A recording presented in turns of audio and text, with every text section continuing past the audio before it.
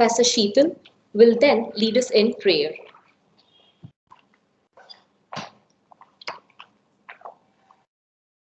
Let us put ourselves in the holiness of God and seek His blessings and guidance from above.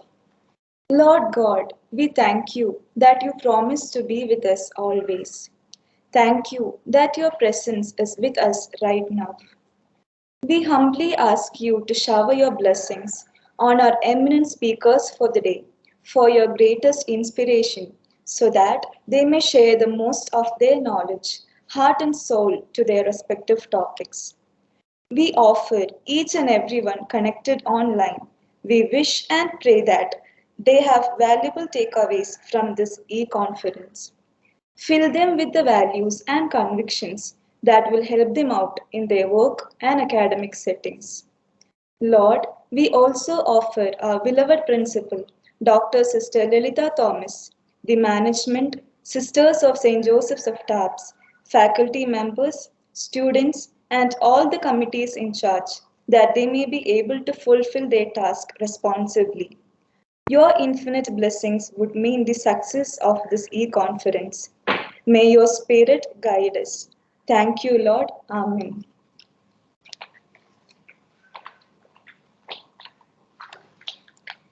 Dr. Sister Lalita is a professional, an academician, a scholar in her own rights, a reflective and inspiring professor of sociology who has studied psychology and who practices psychology every day of her life while relating to people who work with her. She truly has been the motivating force behind our endeavor to organize this e-conference. I request you, Sister, to inaugurate the International E-Conference and deliver the welcome address. Can we have the title of the conference? Good morning, my dear friends. I extend a warm welcome to each one of you present virtually. And at this special moment, I declare our e-conference, International E-Conference on Occupational Health and Mental Well-Being Workplace Initiatives open. Big. Thank you so much. Thank you very much. Let it be there. Let the title be there. Once again, I extend a warm welcome to our eminent speakers for the day, the scholars, faculty, students, corporate personals, working people to this conference. We are so blessed and delighted to know that we have over 700 participants from 18, or I just now learned, 19 states from India and 10 countries globally participating in this e-conference. I must really congratulate our psychology department headed by Dr. Ramar and the Department of MBA headed by Percy and Philcy, who have worked tirelessly with their team. I must really appreciate excellent coordination and the connectivity that you have established, and that is seen in the number of participants who have registered for this conference. God bless each one of you, and may you really have enriching experience organizing on themes so relevant today. Occupational health is a need of the hour. Mental well-being, that is our birthright. Workplace initiatives, I believe we are powerful beings and we have that creative force within us, and we can and we will initiatives take that will help in our occupational health and mental well-being. Then, shall we begin our conference? I request each of the participants virtually present to spend a moment with me. asking oneself, what is that I am grateful to God right at this moment? Can we recall 3 things for which I am grateful to God right at this moment? You may close your eyes, get in touch with yourself, ask yourself, what is that 3 things I am grateful?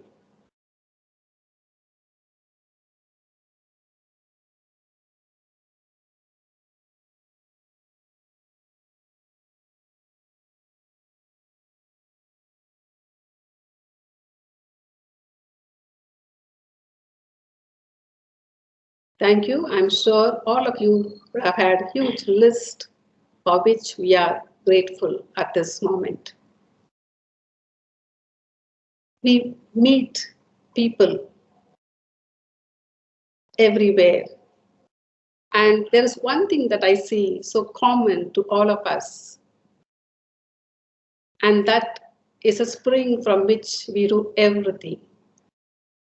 And that I say, all of us want to be happy, whatever we may, wherever we may be, whatever we may be doing, all of us long and work for happiness. And this is from my experience. In my long search for happiness, I recognized and realized that there is something more than to happiness, because I asked myself, and you can also think about it, is all happy people are grateful people?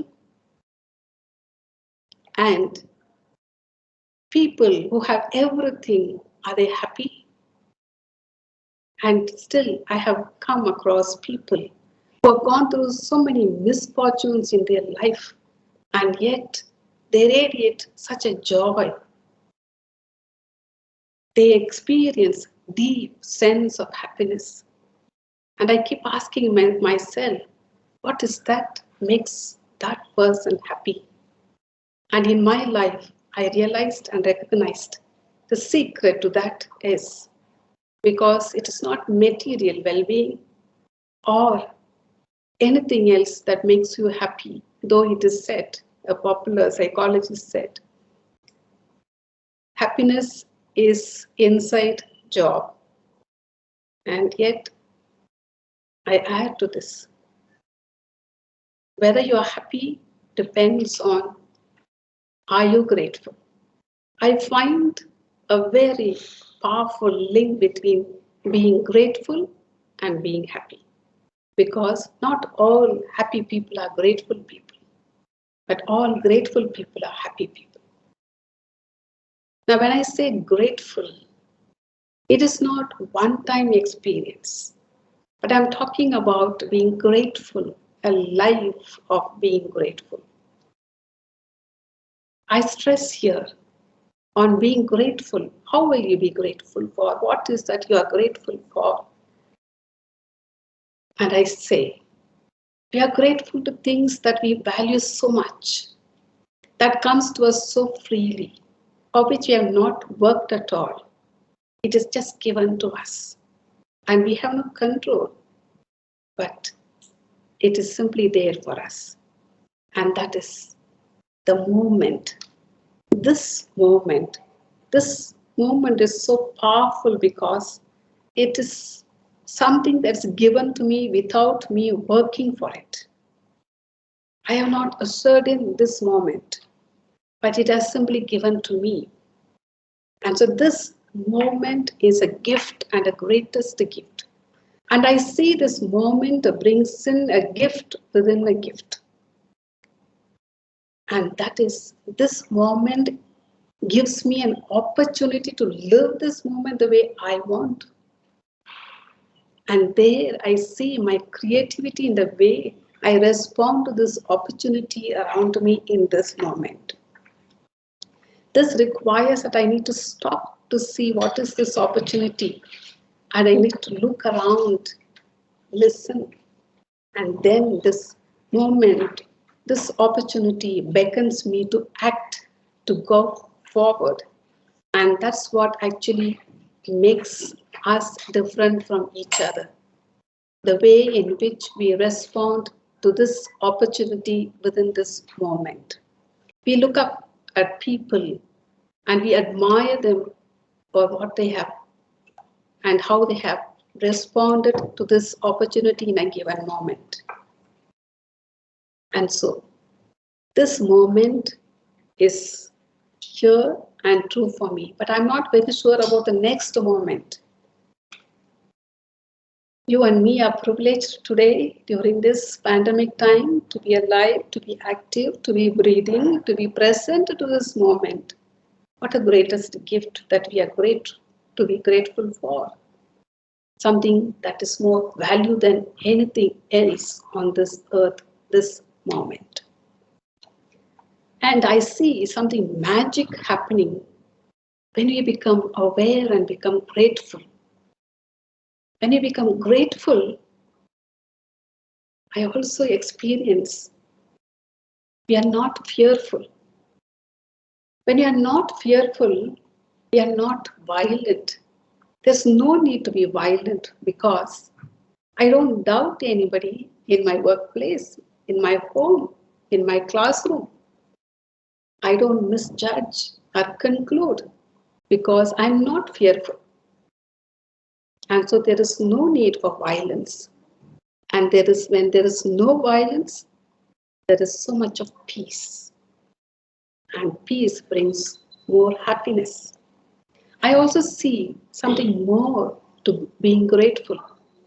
The minute I become grateful, there is also a sense of enough. There is no question of scarcity. I feel so contented and enough of what is there. And this opens my heart to what is more, to reach out to the other.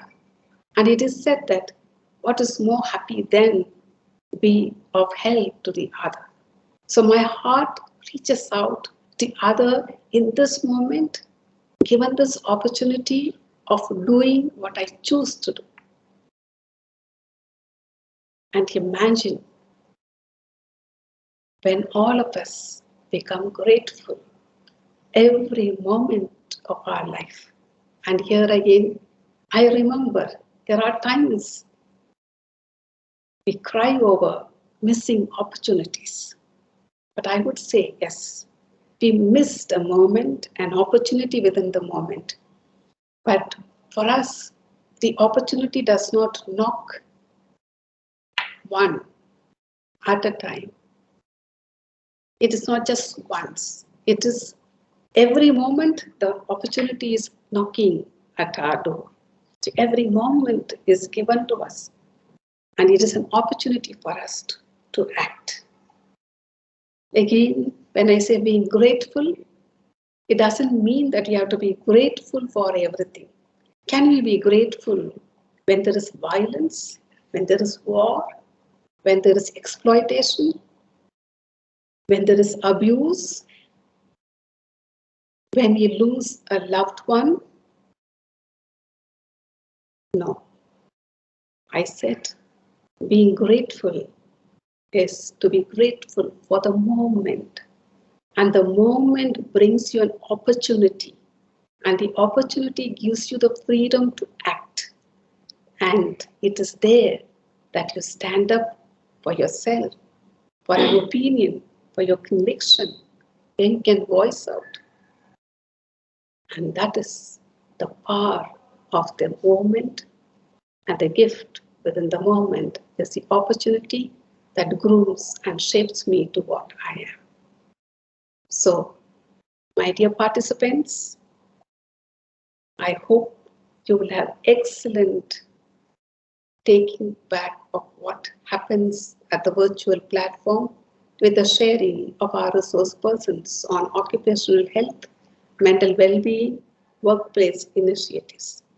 I wish today that you become more grateful and not have one-time experience of being grateful, but our life becomes one of life lived with gratitude for everything.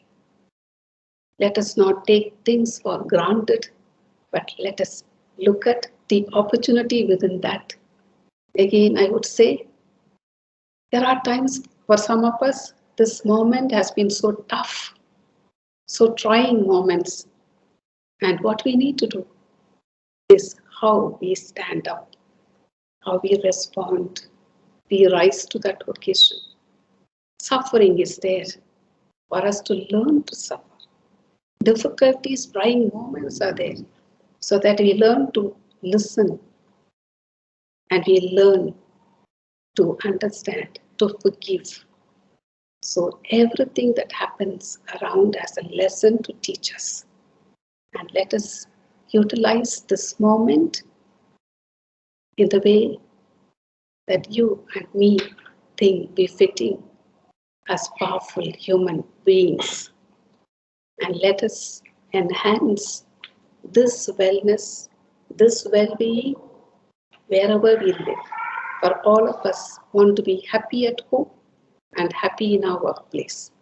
So let us smile, be happy for this moment, and let us get set to act in this moment, in the given opportunity. Wish you all the very best. God bless us as we let our light shine. Thank you.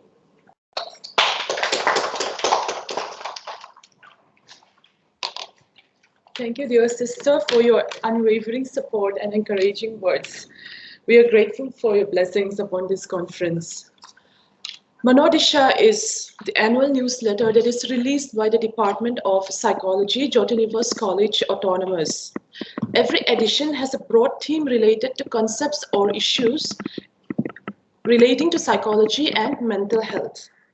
The articles and the artwork are contributed by the students of psychology. This year's theme for the 4th edition of Manodisha is Occupational Health and Mental Well-being. The theme was carefully chosen, keeping in mind the changing scenario of the workplace, especially due to the pandemic. I now invite our dear principal, Dr. Sister Alita Thomas, along with our HOD and the staff editors, Dr. Akilapi and Ms. Sheetal, for the release of our newsletter.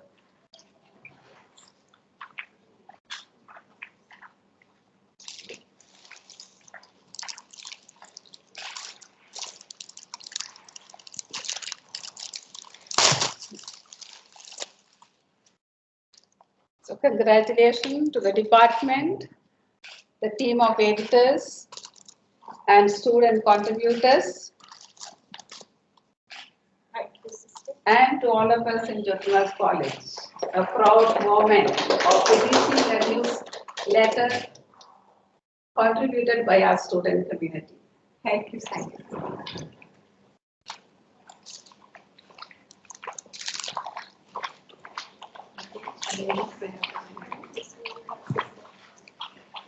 Thank you, Professor Vagmingliani Hamti. I now request Dr. Rama Raju to give an overview to the e-conference.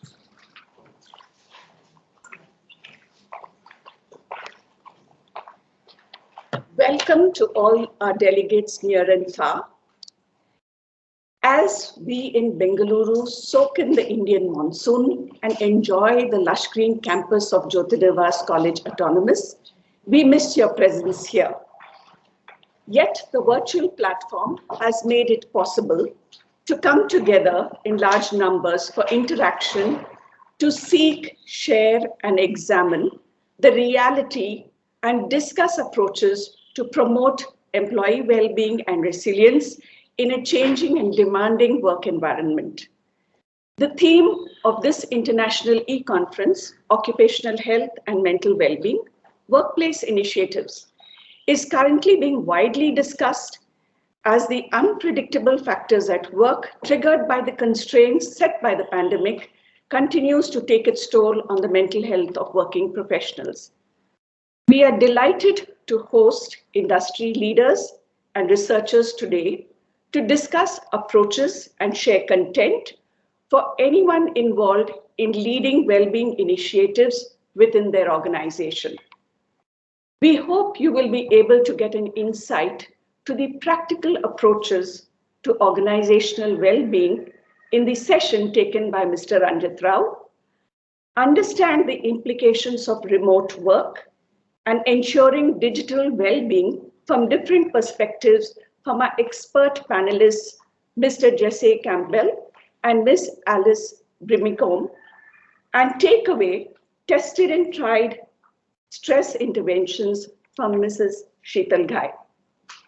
The organizers of this e-conference intended that these sessions give you a better insight to factors which cause workplace distress and a better understanding of techniques to preserve mental health at work. We hope you will have an enriching and memorable experience. Welcome once again. Thank you, Dr. Ramaraju, for giving us the overview of the program. Greetings, everyone. The first speaker of today is Mr. Ranjit Rao. He has completed BE from BBB College of Engineering and Technology, EGMP from IIM Bangalore, Certified NLP Business Practitioner. He's been an entrepreneur for more than 2 decades of industry experience in the areas of technology, leadership, people, and product management. And he has worked in a very reputed companies, let's say Motorola, Cisco, Telesilicon, Decanet Design, Systematic Solutions, and has been a co-founder for that. He founded Everring, a company that focuses on management consulting for corporates, mentoring startups and individuals' leadership, soft skill trainings, and honing creativity via workshops and experiential learning. Mr. Ranjit Rao work focuses on building teams from scratch, manage teams of highly skilled engineers, also handling large programs from end-to-end process. He has varied interests like reading, traveling, hiking, music, cooking, and painting. Today, he will be focusing on workplace symbiosis, a practical approach to organizational well-being, which focuses on importance on all stakeholders in a system contributing to make sure a system that thrive and grow. What can individuals work on to ensure a wealthy or a healthy workplace and mental wellness? Good morning, and over to you, Mr. Ranjit Rao.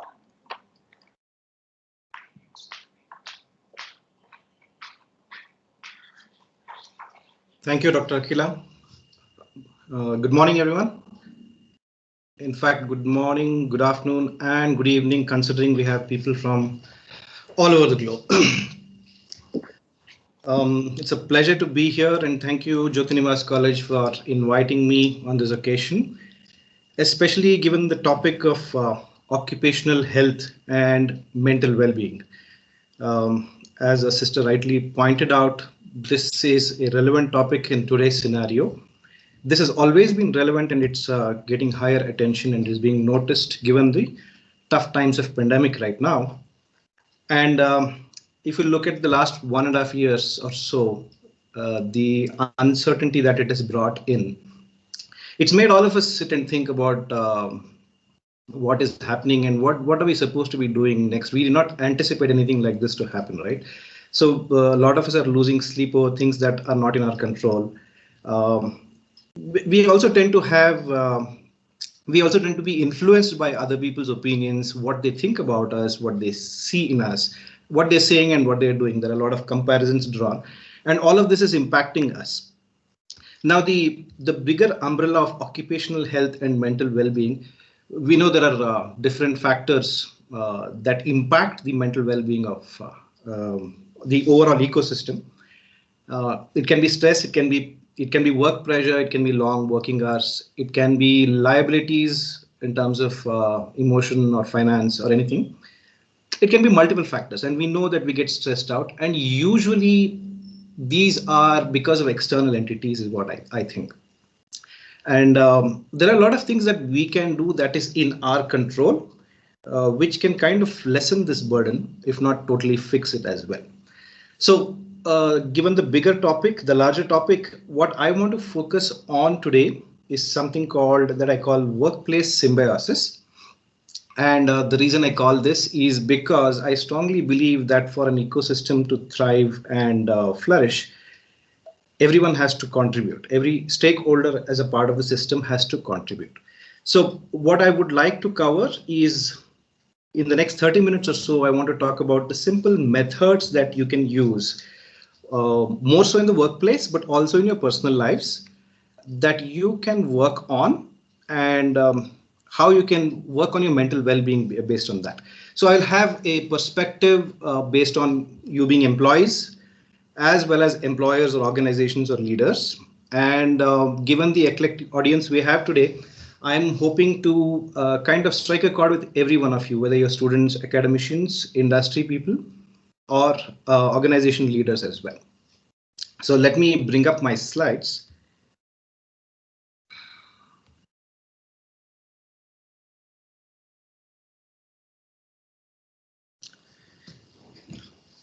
So workplace symbiosis. And in this context, when I talk of organizations, I want you all to know that I'm pretty much sector agnostic here. So it's not relevant only to a particular kind of industry.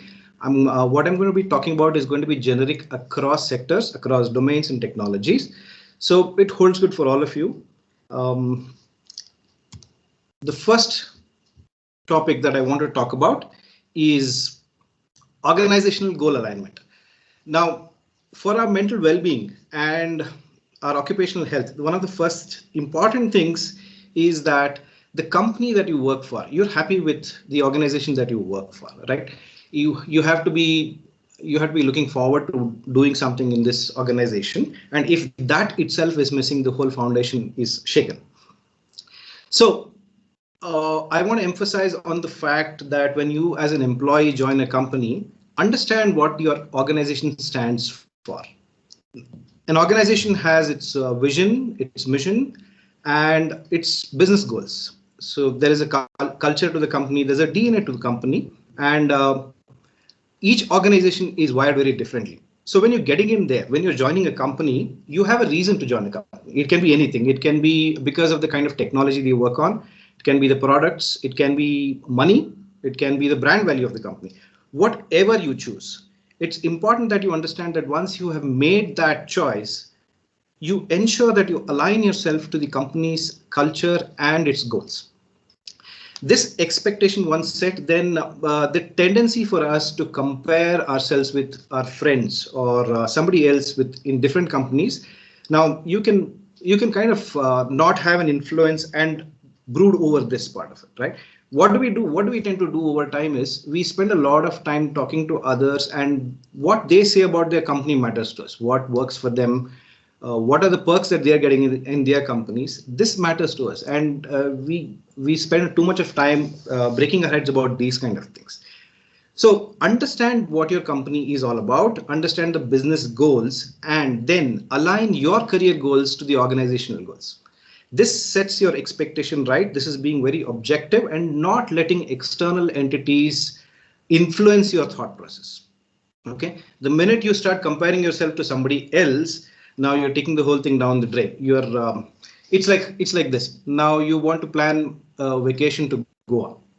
So your reason to plan a vacation to Goa is because you want to go spend some time in the beach. You want to have some good Goan food and the culture. You enjoy this place.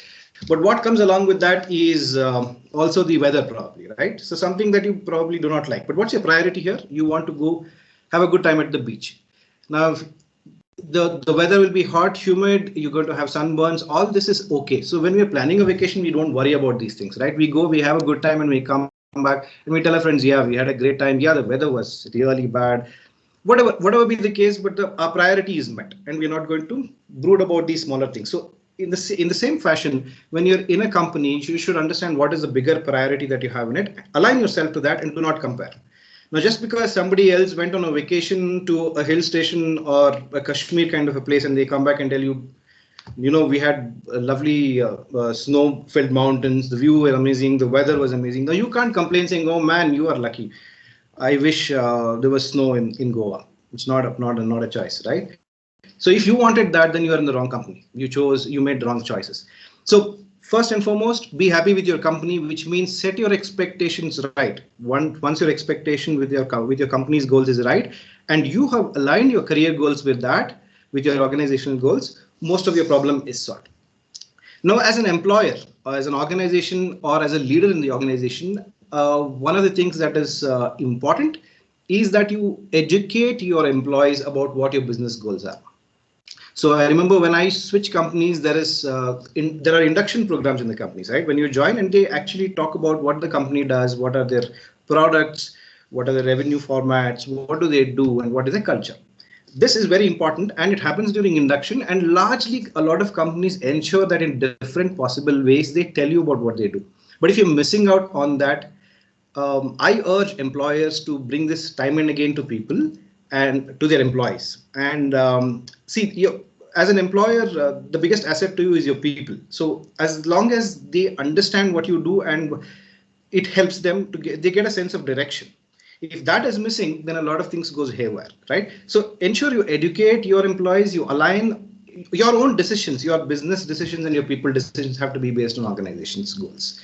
And you educate them, you help them see the bigger picture, what their overall their work translates into the bigger picture, right? In the bigger scheme of things, what is it that they get out of that?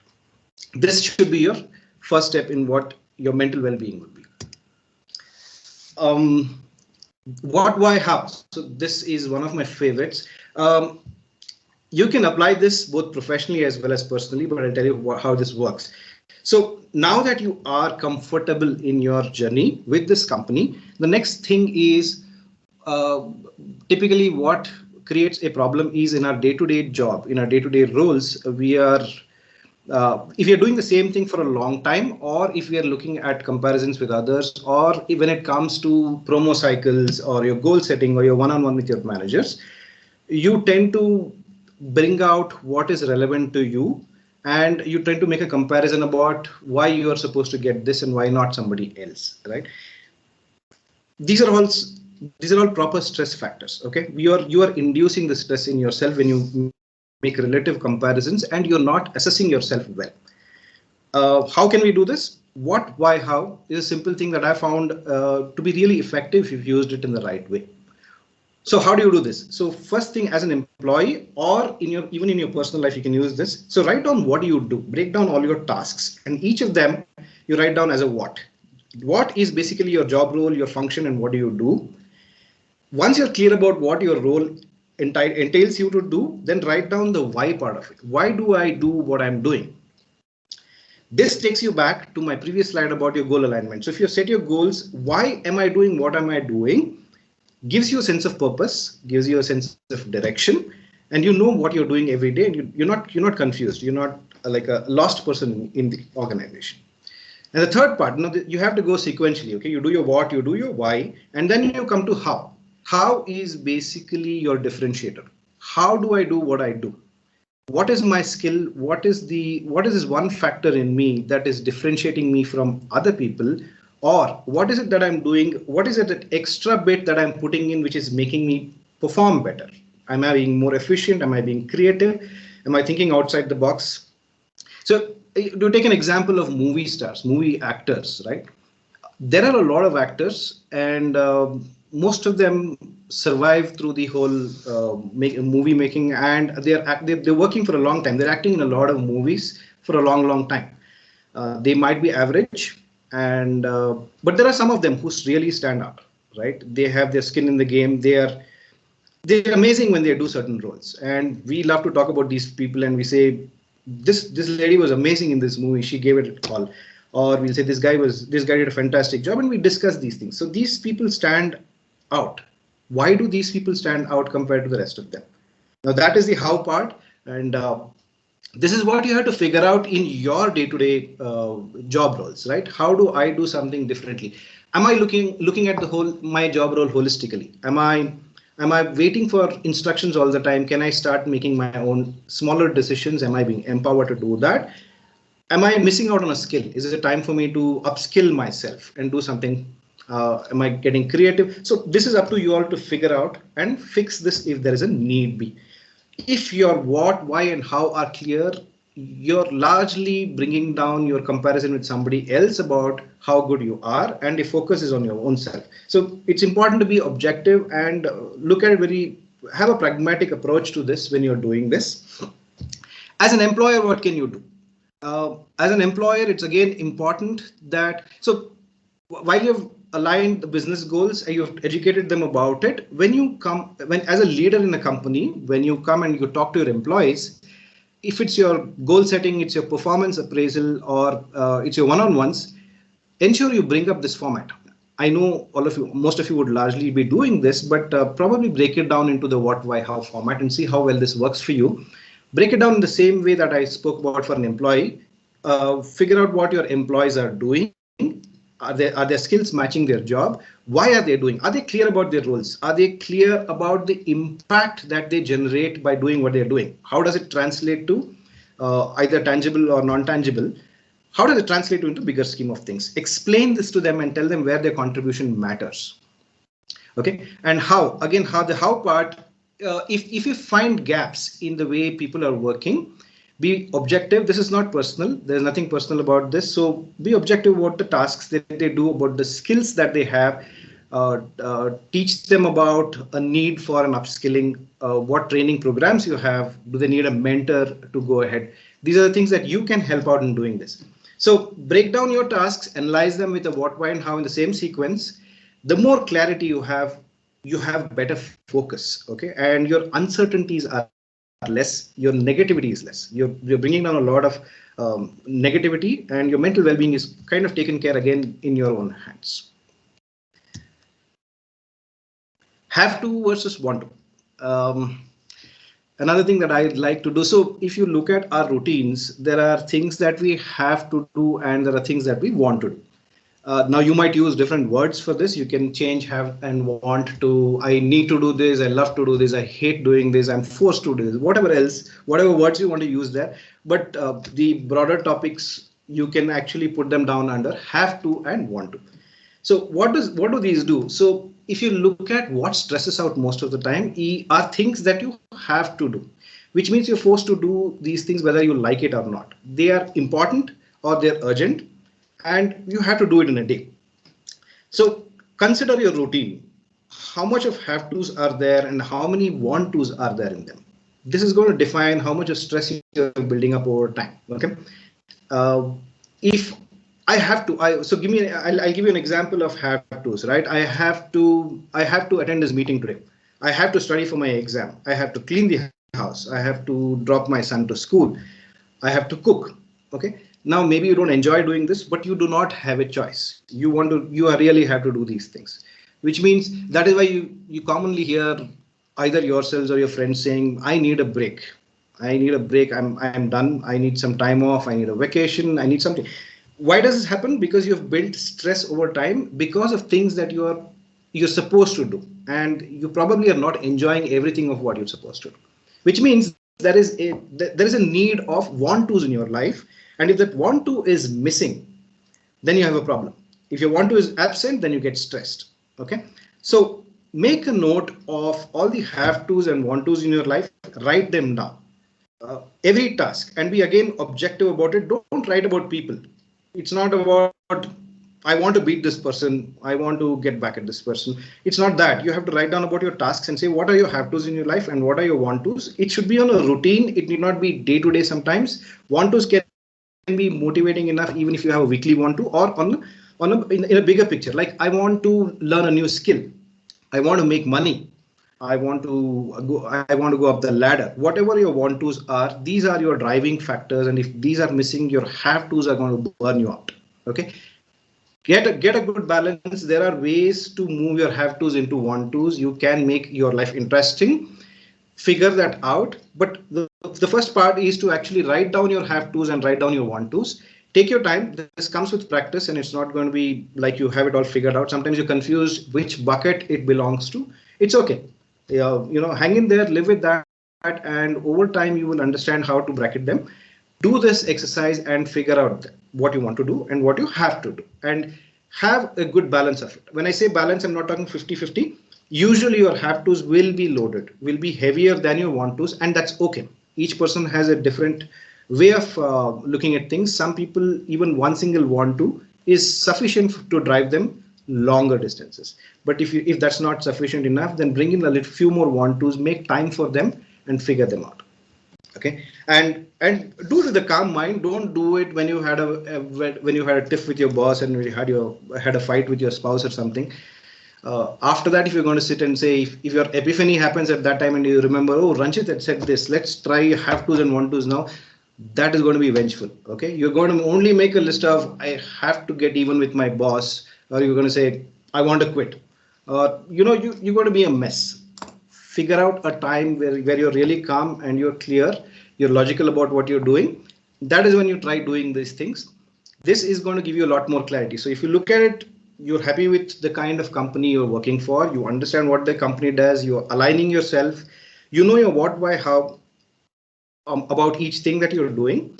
And now you're figuring out how to reduce stress in a day by adding some amount of want to. So what does want to bring in? Motivation, happiness, passion, and have to brings in a structure, a discipline, and overall purpose. So this is something I tell everyone, that have to cannot be absent. Just because I said you should have want tos in your life doesn't mean you have only want tos. It's not like I only want to watch movies, I want to binge watch, I want to go out with friends, I want to socialize.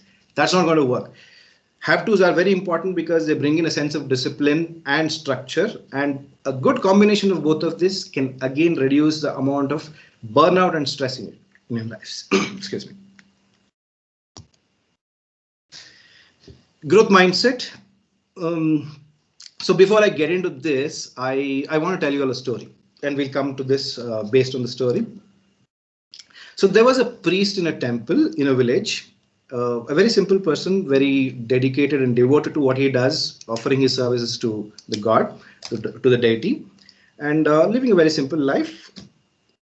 There was a flood in this village once, and once the water started creeping into the village, all the villagers started escaping. They wanted to run out of the village with whatever things they could find. They took them and they started escaping. But what did our priest do? He went and sat at the foot of the temple, sitting there and doing nothing. Villagers are running here and there, and one of the villagers sees this priest and he comes running to him and he says, "Hey priest, what are you doing? This is time to escape. Come with us. I will take you. Let's escape and let's save our lives." A priest says, "You go ahead. Don't worry. My God will save me." The villager tries to convince him a couple of times, saying, "Look, this is not going to work. Why don't you escape with us? We're all doing this." But the priest is adamant and he says, "You don't worry. My God will save me." What can the villager do? He says, "Okay," and he carries on. The water levels start rising and they come to a considerable level, which is when the priest cannot sit anymore at the foot of the temple. So what he does is he goes up and he sits near the idol of the temple, right? Idol of God. He goes inside the temple and he sits there, and the water levels have risen now. Now there are boats commissioned for rescue and people are using boats to get out. And one of the boats that is passing by this temple, the boatman from there, he sees the priest and he calls out to the priest and he says, "Hey, come, we are rescuing people. We have boats now. You can't walk through. So let me help you. Come, I will save you." What does a priest say? The priest says, "No, you carry on. My God is going to save me." Again, the same convincing story. The boatman tries whatever he can, but it doesn't work, and the boatman carries on.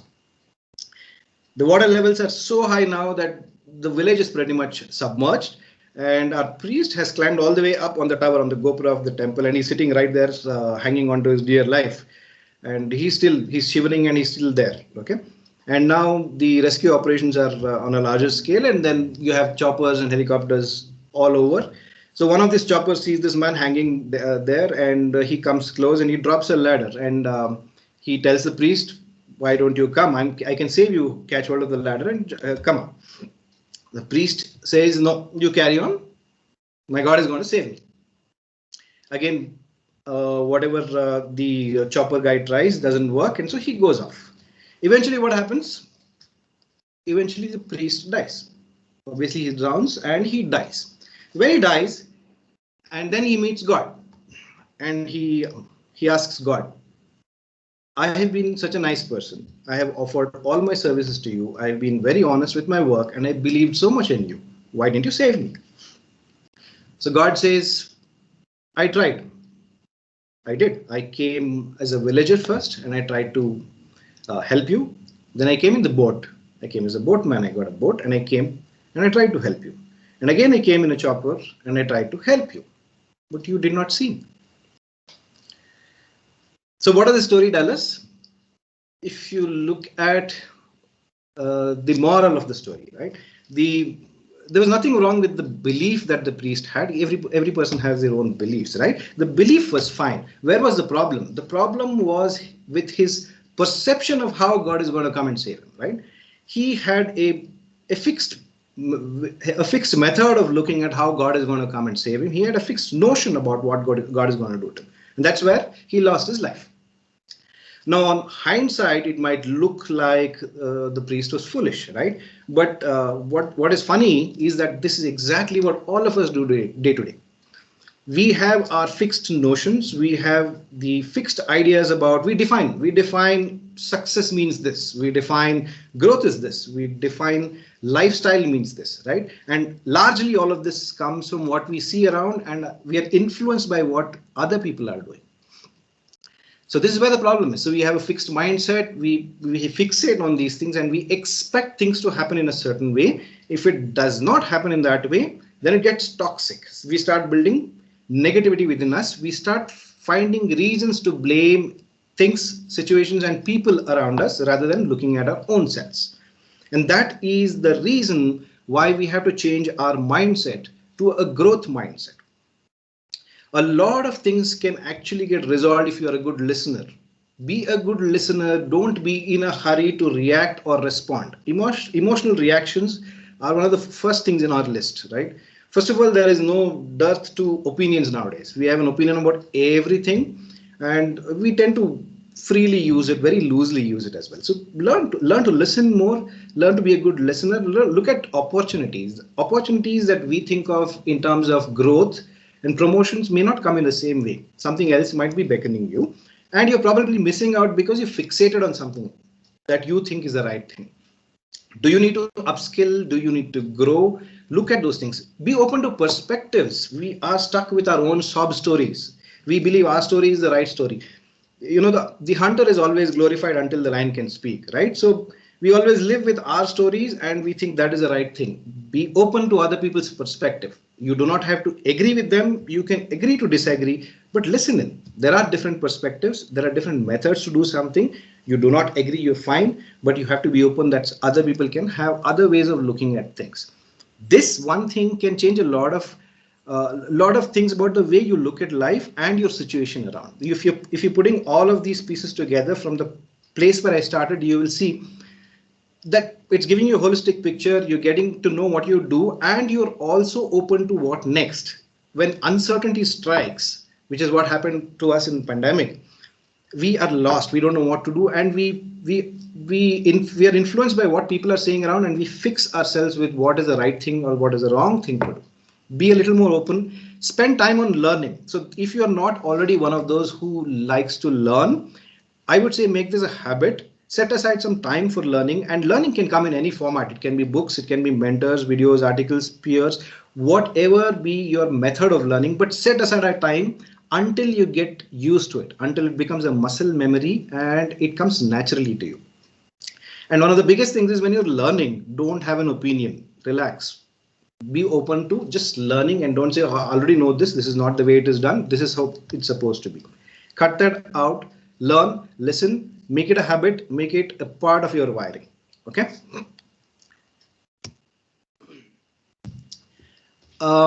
Root cause and problem solving. So if you look at my flow, and what I'm trying to do here is everything that is in your control, we are trying to fix. Everything that is out of your control, sit back and enjoy the ride. There's nothing much you can do about it, but these are formats that can help you either face challenges or thwart issues that are coming.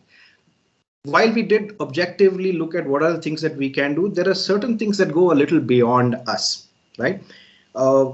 We see a lot of people, including probably our own selves, who are in some form of problem, right?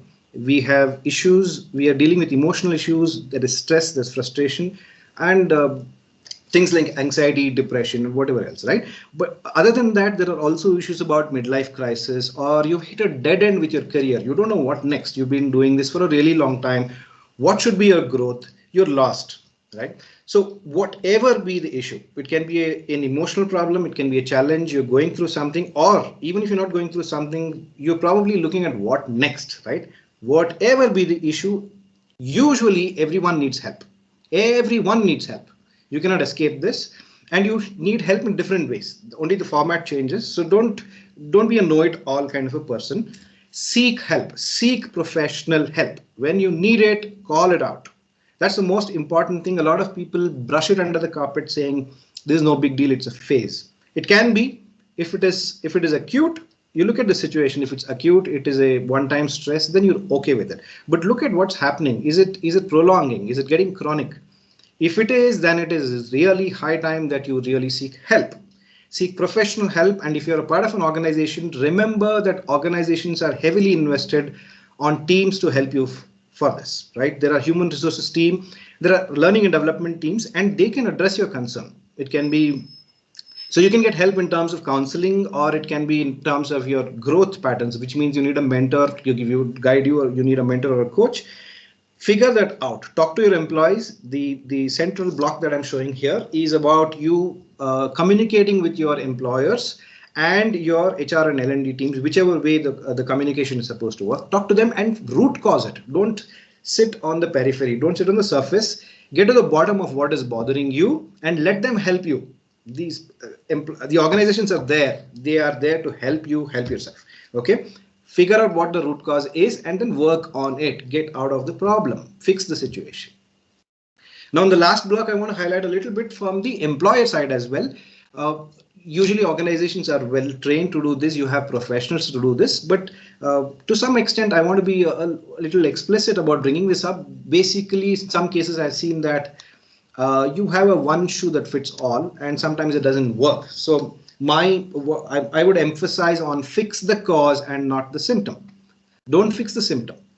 I remember this one time there was a leader of this in a company, and he was worried that his team is not doing well as a team together. They're not gelling well, and there's some friction in the team.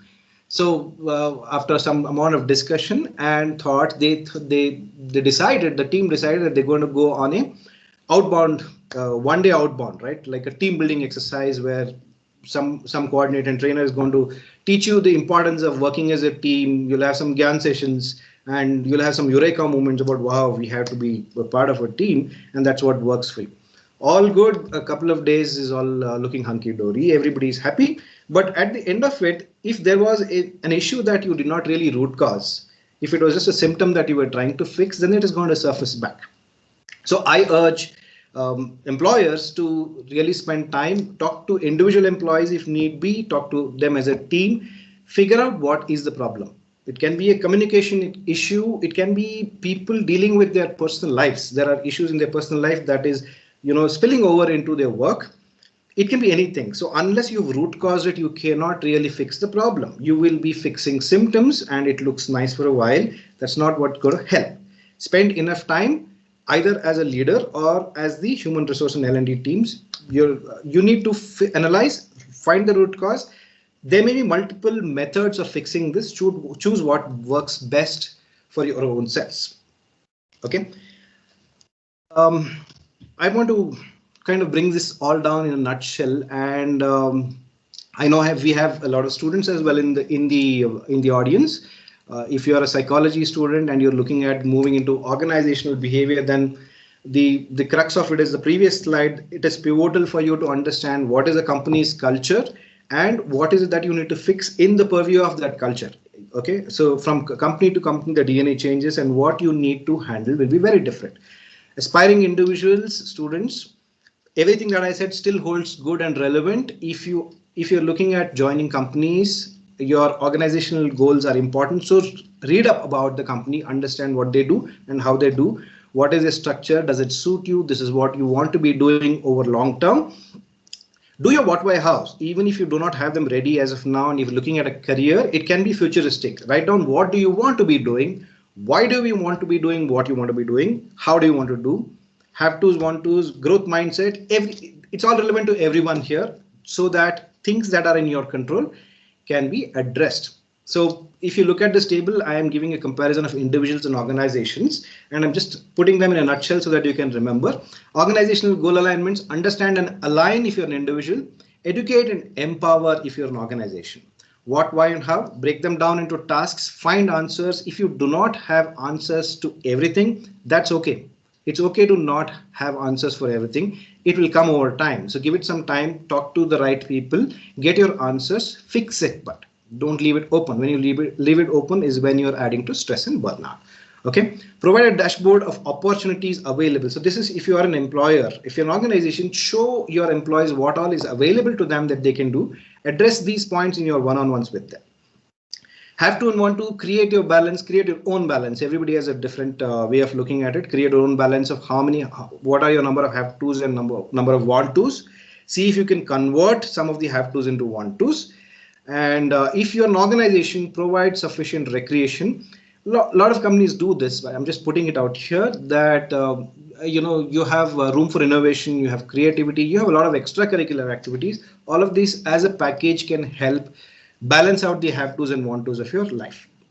Okay, growth mindset, set aside time for learning, keep an open mind, and if you're an organization, periodically review your learning programs. What are you offering the employees? If it's outdated, if it's over a decade, then probably you have to relook at it. And encourage collaborative learning. Now, don't encourage. I'm not saying individual learning is also important, but bring in a sense of a culture that they belong to and encourage that.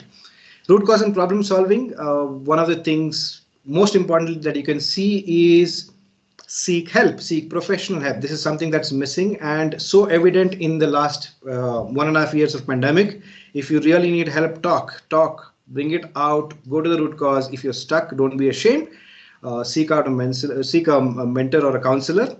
And if you are an organization, connect with your teams frequently, understand how things are changing, how dynamically it's changing, and what you need to work on in this aspect.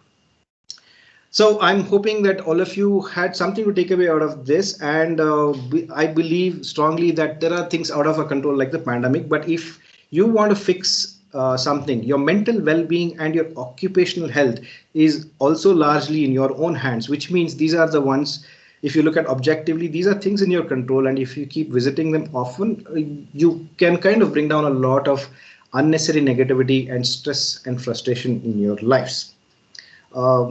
This is what I had for today, and I'll be open to questions. Thank you. Dear participants, now we are open for questions.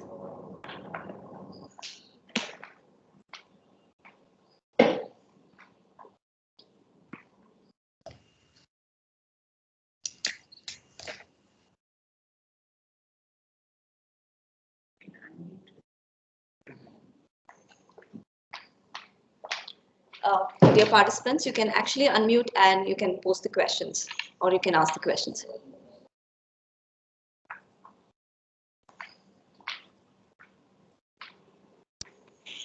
Hello, this is Dr. Vijayashree.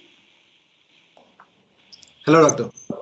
I wanted to ask how many companies really have somebody called a well-being officer or a psychologist on board for occasions like this?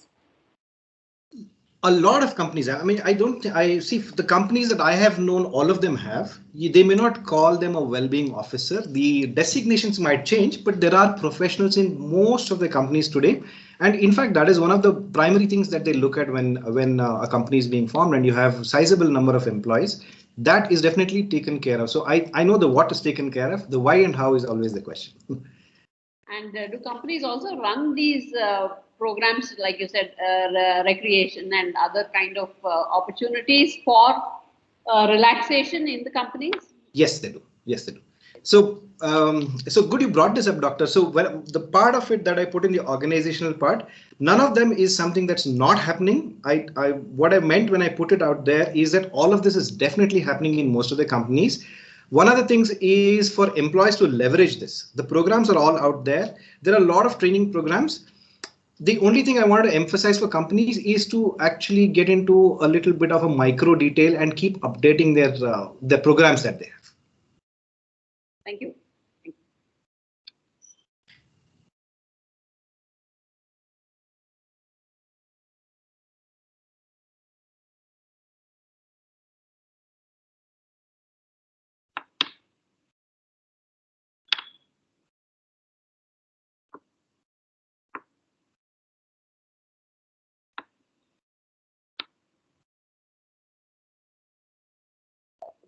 Since nobody else is asking a question, I'll just take a little more time. When you talk about work-life balance at companies, I think that's a very important concept of occupational well-being.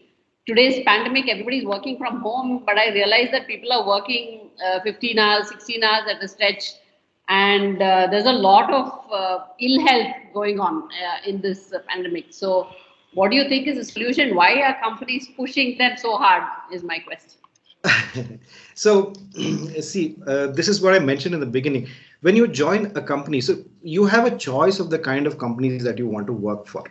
Now, one of the things I notice is once you're a part of the rat race, a lot of people want to make that big money that some of these bigger MNCs are giving you, right? But what comes along with that is also the amount of long working hours that you have to put in, because if these companies are ready to pay you this kind of money, that means they are also looking at that kind of a turnover, right? Which means their revenues have to meet that, which means they're fast paced, which means they're expecting you to put in that kind of hours. Now, if it's not, I'm in general, it's not at all a good habit to put in that kind of number of hours. But if you think that is what you want to do, so if it comes as a part of want to, right? I know a lot of people who want to, they don't even know anything else that they want to do. They enjoy what they're doing. In that case, it works well for them. But having said that, like you rightly pointed out, if you're working long hours, you cannot sustain for a longer time. So you really have to figure this out and say how many hours you can put in, talk to your leaders, talk to your bosses, and see what is the best way to work. There are spikes in a company. So you have a project delivery that's happening. There's a phase when some customer issues are there. That's fine. Like I said, acute ones are fine if you're putting in long hours. But if you're really working for long hours, time to fix it. I did not address this specifically because, see, I was focused on the kind of things that you can do as an individual. But these go beyond that. And this comes in the last part of the slide where you have to speak out. If this is going to drain you out, this is where you have to speak out and bring out that factor.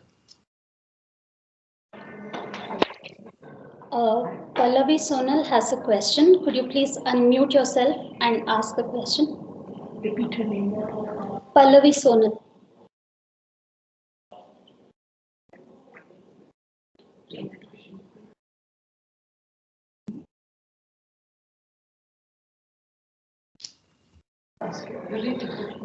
So there is a question here. If a person attributes one's symptoms to brain health than mental health, do you think professionals would stop sweeping the distress under the carpet? Do you think it is the stigma attached to the mental health? No. So see, this is where that's the reason I think when we have an issue, we don't reach out. We don't want to talk about it because we are worried about how people are looking at it. Don't worry about what kind of an issue you have. Usually organizations are capable of handling all these kind of situations. If not, they're always ready to help you with external help. Okay, so if something goes beyond the team, that professionals that are there in the company, they will definitely help you with it, but it's never a stigma. It's not a stigma. Nobody's judging you. It's all in the professional sense. So come out with your issue and understand what your problem is. Don't worry about how somebody else is looking at it, because your priority is to get it fixed. Do not look at how they are looking at it. Get help. They will definitely help you. Organizations will definitely help you. They're trained for it. They are professionals. Thank you, sir.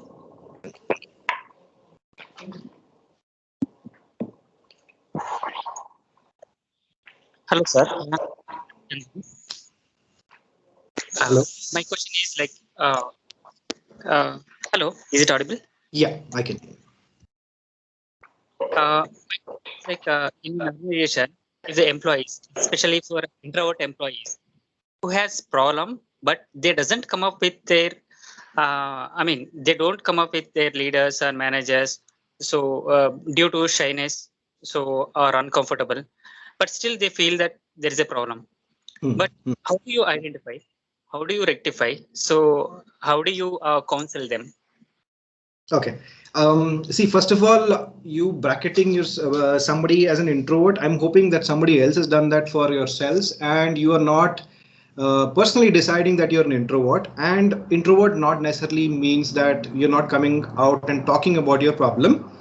That's the first part. Now, the second part is I know, and I've been there in that situation as well, that sometimes you have issues that you're not ready to, not comfortable talking about to your boss or your seniors, and you're shy about it, but somewhere it has to be addressed.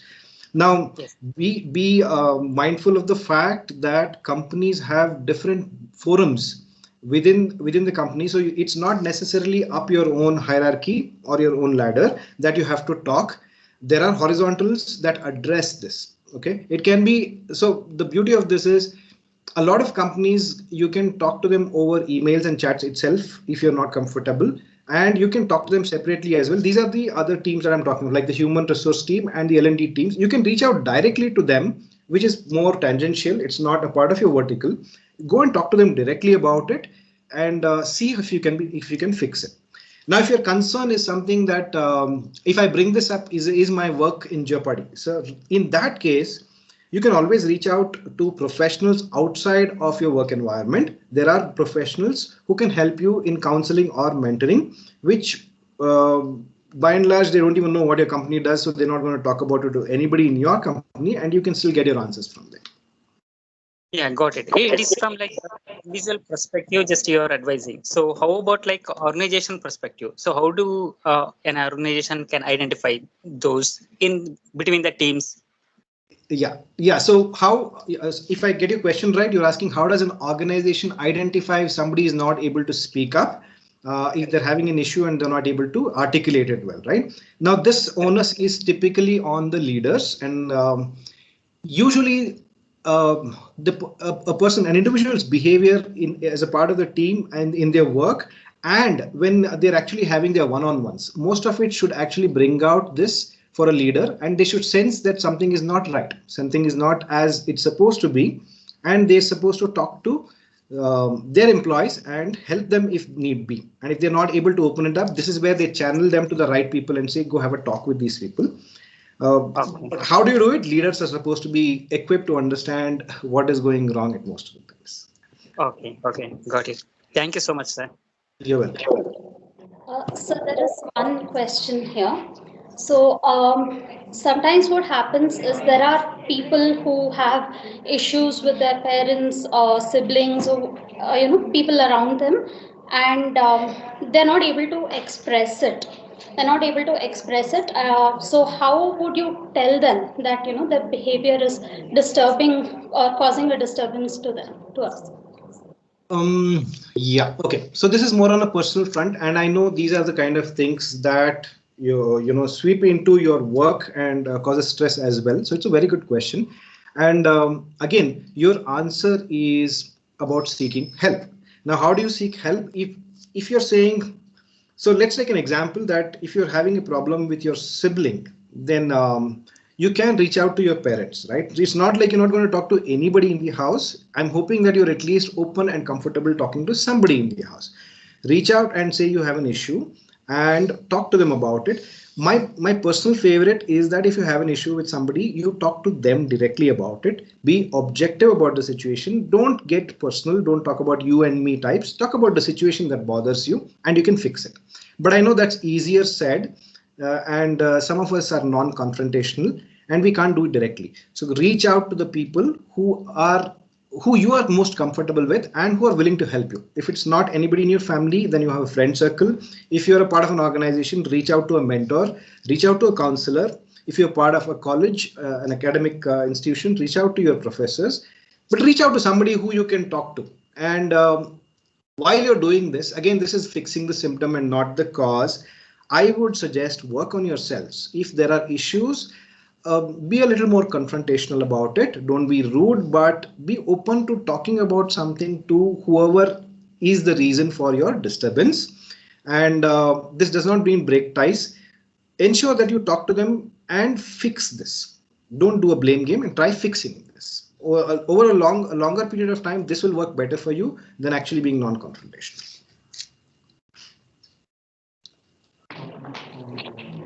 Thank you, Mr. Ranjit, for an enriching and very enlightening talk. You've given overall perspective, like how do we as an employees handle the situations, and how do we handle organization as a situation. Okay, I wish all the best, and hopefully we collaborate more with the JNC. All the best. Thank you. Thank you for that. Looking forward. Thank you, Dr.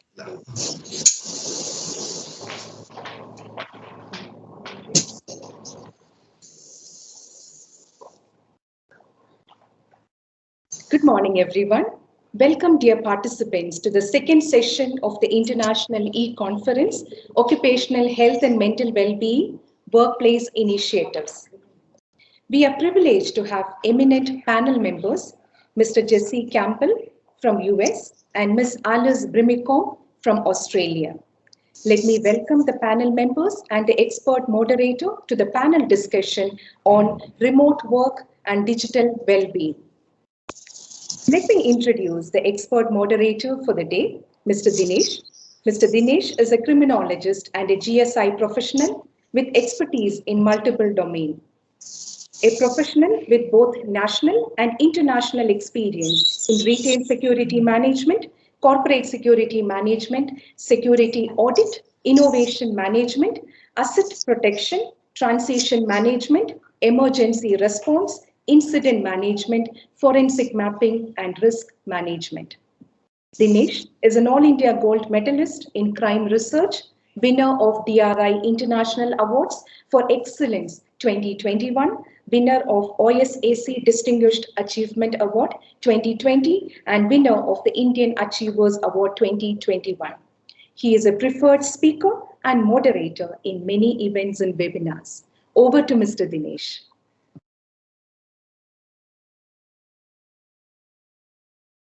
Thank you, Doctor. I hope I'm audible. Yes, you're audible, sir. Great. Thank you so much.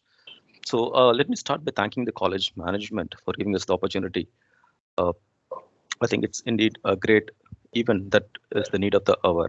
I would like to thank the principal and everyone who was behind in making this event a great one. And at the same time, I want to just make my disclaimer as well. Whatever we are talking over there is just a personal opinion and points that is gathered from experience, and it doesn't relate to anyone specific. So that's my disclaimer as well. Well, what is going to be the objective of this next 45 minutes? So we have a student community, and we just want to know again what is happening outside in companies so that people are aware of the exact incidents or the exact situations that we are going through, so that whenever a situation occurs or whenever a thought process comes in, we pitch in, we are able to speak because we are aware of those situations. So the next 45 minutes, we'll be having expert speakers who will be sharing and contributing their experience. And I must say, like the previous speaker, Ranjit, did a great job. I like the story. I like his content. I like this PPT. But the question is, like, what is left for us now? And this is where I have the next two speakers who are going to be great, sharing their experience and coming up to the standards of what is required today. So without much delay, I would like to call the first speaker, and I want to introduce the speakers as well. And just to give a context, in today's world of growing dependence on digital landscape expansions, companies are becoming more reliant on cloud-based security, manpower services, productivity, real estate, and employee experience. However, one size never fits all.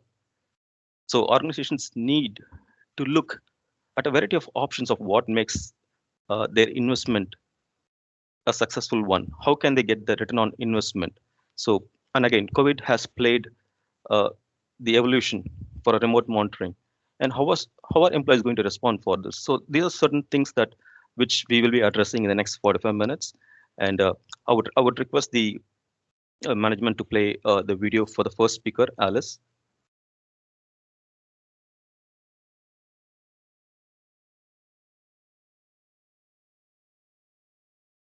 Can the intro video be played, please, for Alice?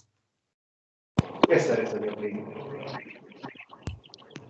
I've got to submit my expenses today, and I'm so happy.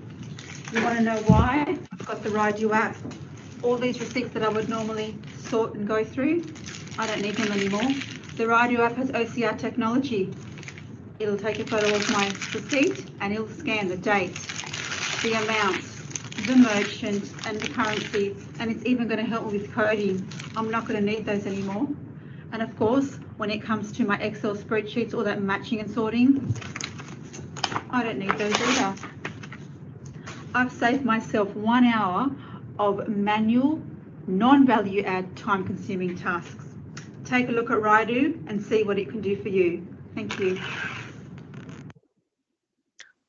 Thank you for playing that video. Well, that's our first speaker, Alice, and it's no doubt she's on point of value and how things are going to shape up in the next digital world. So Alice, I'll leave it to you. And welcome to this, Alice.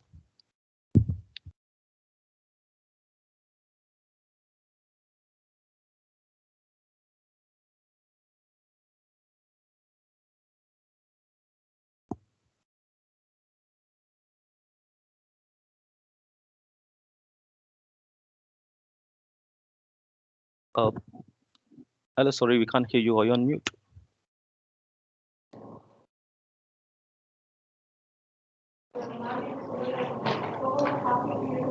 Miss Alice, your audio and video is muted. Can you please switch on the video and unmute your mic?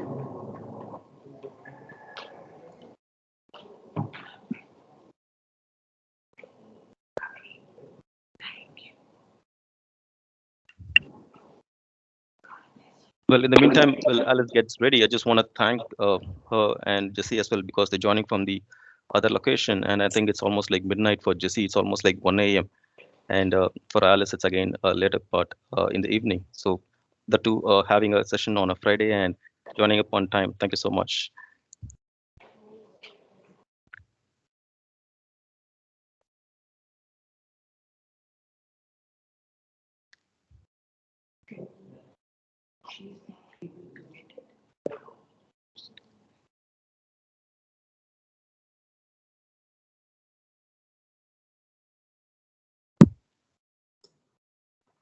Can you hear me, everybody?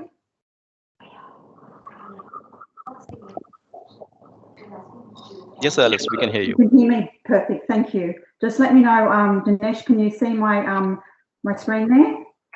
Yes, I can see the PPT, but I can't see the video. If you can No, can open you up, see? unmute your video. Yes, can you see my slide?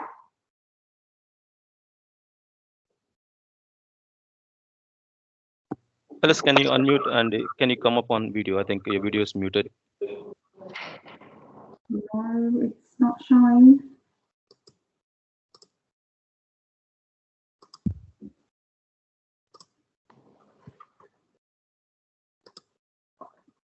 On the top right side, you will see the video and audio options. If you can unmute. Yeah, I've unmuted. Yes, it's visible. Perfect. You're on, Alice. I'm on. You can. Okay. So let me know. Sorry, can you see my screen? Can you see my screen, Dinesh? Yes, I am. I'm able to. Okay. So my screen says my boss wants me in his office. Perfect. I read the same. Okay. Beautiful. Thank you. Sorry for the delay there. Listen, let me take you back. Alice, I hear my boss calling me. He wants me in his office. My boss wants me in his office. Now, I'm committed to my role and I work with the utmost of professionalism. Inside, I'm thinking, what is going on? Have I done something wrong? I need this job and 100 things are going through my mind. But I get up from my desk and I walk into his office. He says, sit down, Alice. So I sat down. My heart is beating so fast. And then he says to me, Alice, I am so proud of you. Your efforts have not gone unnoticed. You have saved the company $60,000. Now, that would have been my salary at the time. Just to give you a bit of background to the story, I was asked to complete an employee benefits tax return for the company. This is where certain expenses are paid to employees and we reimburse them. But certain expenses attract what we call a fringe benefit tax. And if it does, the company has to pay an additional 50% tax. Now, we're talking here about a whole year's worth of transactions. Hundreds and hundreds of expense receipts. So you saw the ones I was ripping in my video, them. But I didn't have that technology back then. Everything was manual. So I started looking at the general ledger, and I noticed that there's discrepancies in coding. And this is going to take me a little bit longer than 2 or 3 hours. So I flagged to my boss, listen, I'm going to make some extra time here. It's going to take me a bit longer. So I start to tally up the differences that I'm finding, and the amount's growing, and it's to the company's benefit. So I decide to photocopy every single receipt that I'm going to move across that I believe has got discrepancies in coding. So I investigate, I ask questions, and I do my due diligence. I want to make sure that whatever I'm going to put in front of my boss, I can back up. So 2 folders later, full of receipts, and me proposing a $60,000 saving. Now back to me in the office with my boss. He says to me, we had a management meeting yesterday and the entire management team was there, even the general manager. We appreciate what you have done and we want to give you something in appreciation. I was relieved now because I knew why I was in his office, but to be honest with you, I felt a little bit embarrassed because I was just doing my job. And I told him so. And he said to me, no, you went above and beyond. And he opened his drawer and he handed me an envelope. Now, in that envelope was a voucher to a major retail outlet for the value of $200. Let me tell you what it meant to me. Not the $200, but the gratitude in my boss letting me know and recognizing my efforts. Now, the culture of gratitude started from my boss. What my manager did for me that day in his expressing his attitude, his gratitude towards me, had a ripple effect. He recognized my hard work and my efforts. He put me on the radar. Prior to this, management really didn't know who Alice was. He did not take credit for my work, say it was his. He said it was all mine. I built further trust in my manager, and it really strengthened our relationship. What else it did was it furthered my career in the company, and I was actually asked to speak at the next conference, the next sales conference, and explain to all the staff the differences in expenditure and what would attract this benefits tax and how to go ahead and code their expenses to streamline the process. But what else my boss did for me that day is he showed me how to give gratitude. Now, throughout my 22 years of being in the workforce, I have seen and I have felt gratitude. Gratitude is a powerful concept. There's no doubt about that. It goes beyond praise and it goes beyond building positive reinforcements. It's about creating professional bonds. Now, I've spent a significant number of waking hours at work. I want to feel happy. Don't you guys want to feel happy? I would say that you do. Now, how do I build relationships at work? How do I contribute and how do I encourage a grateful workplace? I start by smiling and I start by saying hello to people. And I give thank yous, just small thank yous, no big ones, just, that I'm grateful for the work. I try and find common ground with people. So we have something that we can both relate to or can both talk about. So it's easier to approach people. I am always genuine in my approach and I'm myself. People will pick up if you're not yourself, you're trying to be somebody else. Just be yourself and stick to your values. And what else I find has helped me a lot, I find a mentor or I become a mentor for somebody. Now, a mentor does not always necessarily mean your manager. A mentor could be a work colleague or a manager from another department. When you start working, you will learn to build relationships with people, and you will find you will get along with people more, or you'll be able to open up to people more. So therefore, you've got different avenues and different connections or methods to express yourself and to learn. And something else I do is I let people know I am present and I am there. Now, as a manager, I'm observant. I take note and I notice what goes on in the office. I can get the vibe of the office, but I also, everybody's different, but I have this ability to read and see if there's difficulties, if someone's stressed or if someone's worried. So if I notice this, I quietly take them to the side and I ask them, is there anything I can do for you? What can we do? What's going on? Do you want to share? You know, sometimes, honestly, I've made them a cup of tea or coffee. I said, listen, let me go and make a cup of tea or coffee. Sometimes it's just breaking that ice and opening, or, you know, building that bridge so that we can talk. But one thing I have noticed is that when gratitude is absent, when appreciation and recognition is missing, you will feel it. Have you ever been in a situation, for example, it could be work or somewhere else, where you've walked away from a situation and you've thought to yourself, that person could have at least said thank you, but they didn't.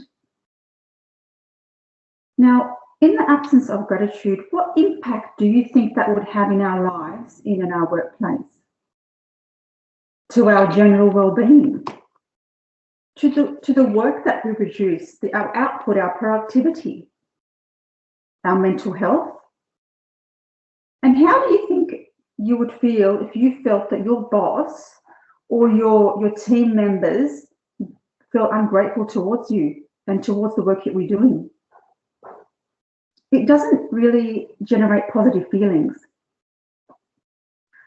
I know there's a lot of research done on gratitude. I mean, Robert Emmons, a PhD professor in the University of Professor of Psychology, University of California, thinks of gratitude as a fertilizer to the mind, spreading connections and improving functionality in every realm of experience. They even say that cultivating gratitude reduces the stress hormone by about 23%. Now that's pretty impressive. When someone is grateful, we feel the happiness from the inside. I have been the beneficiary and I have also been the benefactor of gratitude. Examples for me, how I have shown gratitude with my manager or my work colleague. I say, for example, thanks for listening. It's really made me feel better. I'm just so glad I can reach out to you. Another time, I really appreciate you being my mentor. And one time my daughter was getting an award at school and my boss allowed some flexible hours there. And I came back the next day and I said, listen, thank you so much for allowing that flexible work arrangement for me. It really allowed me to see my daughter receive her award, and I am grateful for that. It fosters positive energy. Now, you will all go out in the workforce and you will experience the power, the immense power of gratitude. I'm sure of this. And you will experience the ripple effect that it has. Sure, not every workplace is going to be the same. Not every manager is going to be the same, nor is any employee going to be the same. We're all different. I am both an employee and an employer. Before I was an employer, I spent many years as an employee. I know that unhappy and dissatisfied employees can negatively affect each other. This office talk, politics, you will hear it when you go for a coffee. It's not good. I've seen the symptoms spread firsthand to other employees, to negatively influence departments, our mental health, productivity, and at the end of the day, good people, they leave. We lose them. So my message is, We all have a role to play in gratitude. There's something that all of you and I have in common. Each and every one of us wants to be appreciated. We want to feel appreciated. Now, if gratitude has such powerful effects, and I know that it exists in the workplace, why do we not see or hear more of this gratitude? Is there maybe a gratitude gap? Now, from my experience, I would tell you that I believe management think or feel that the employee already knows that management is grateful. So they don't feel the need to go and tell them because they think, oh, that person already knows, so I'm not going to say anything, and there's no need there.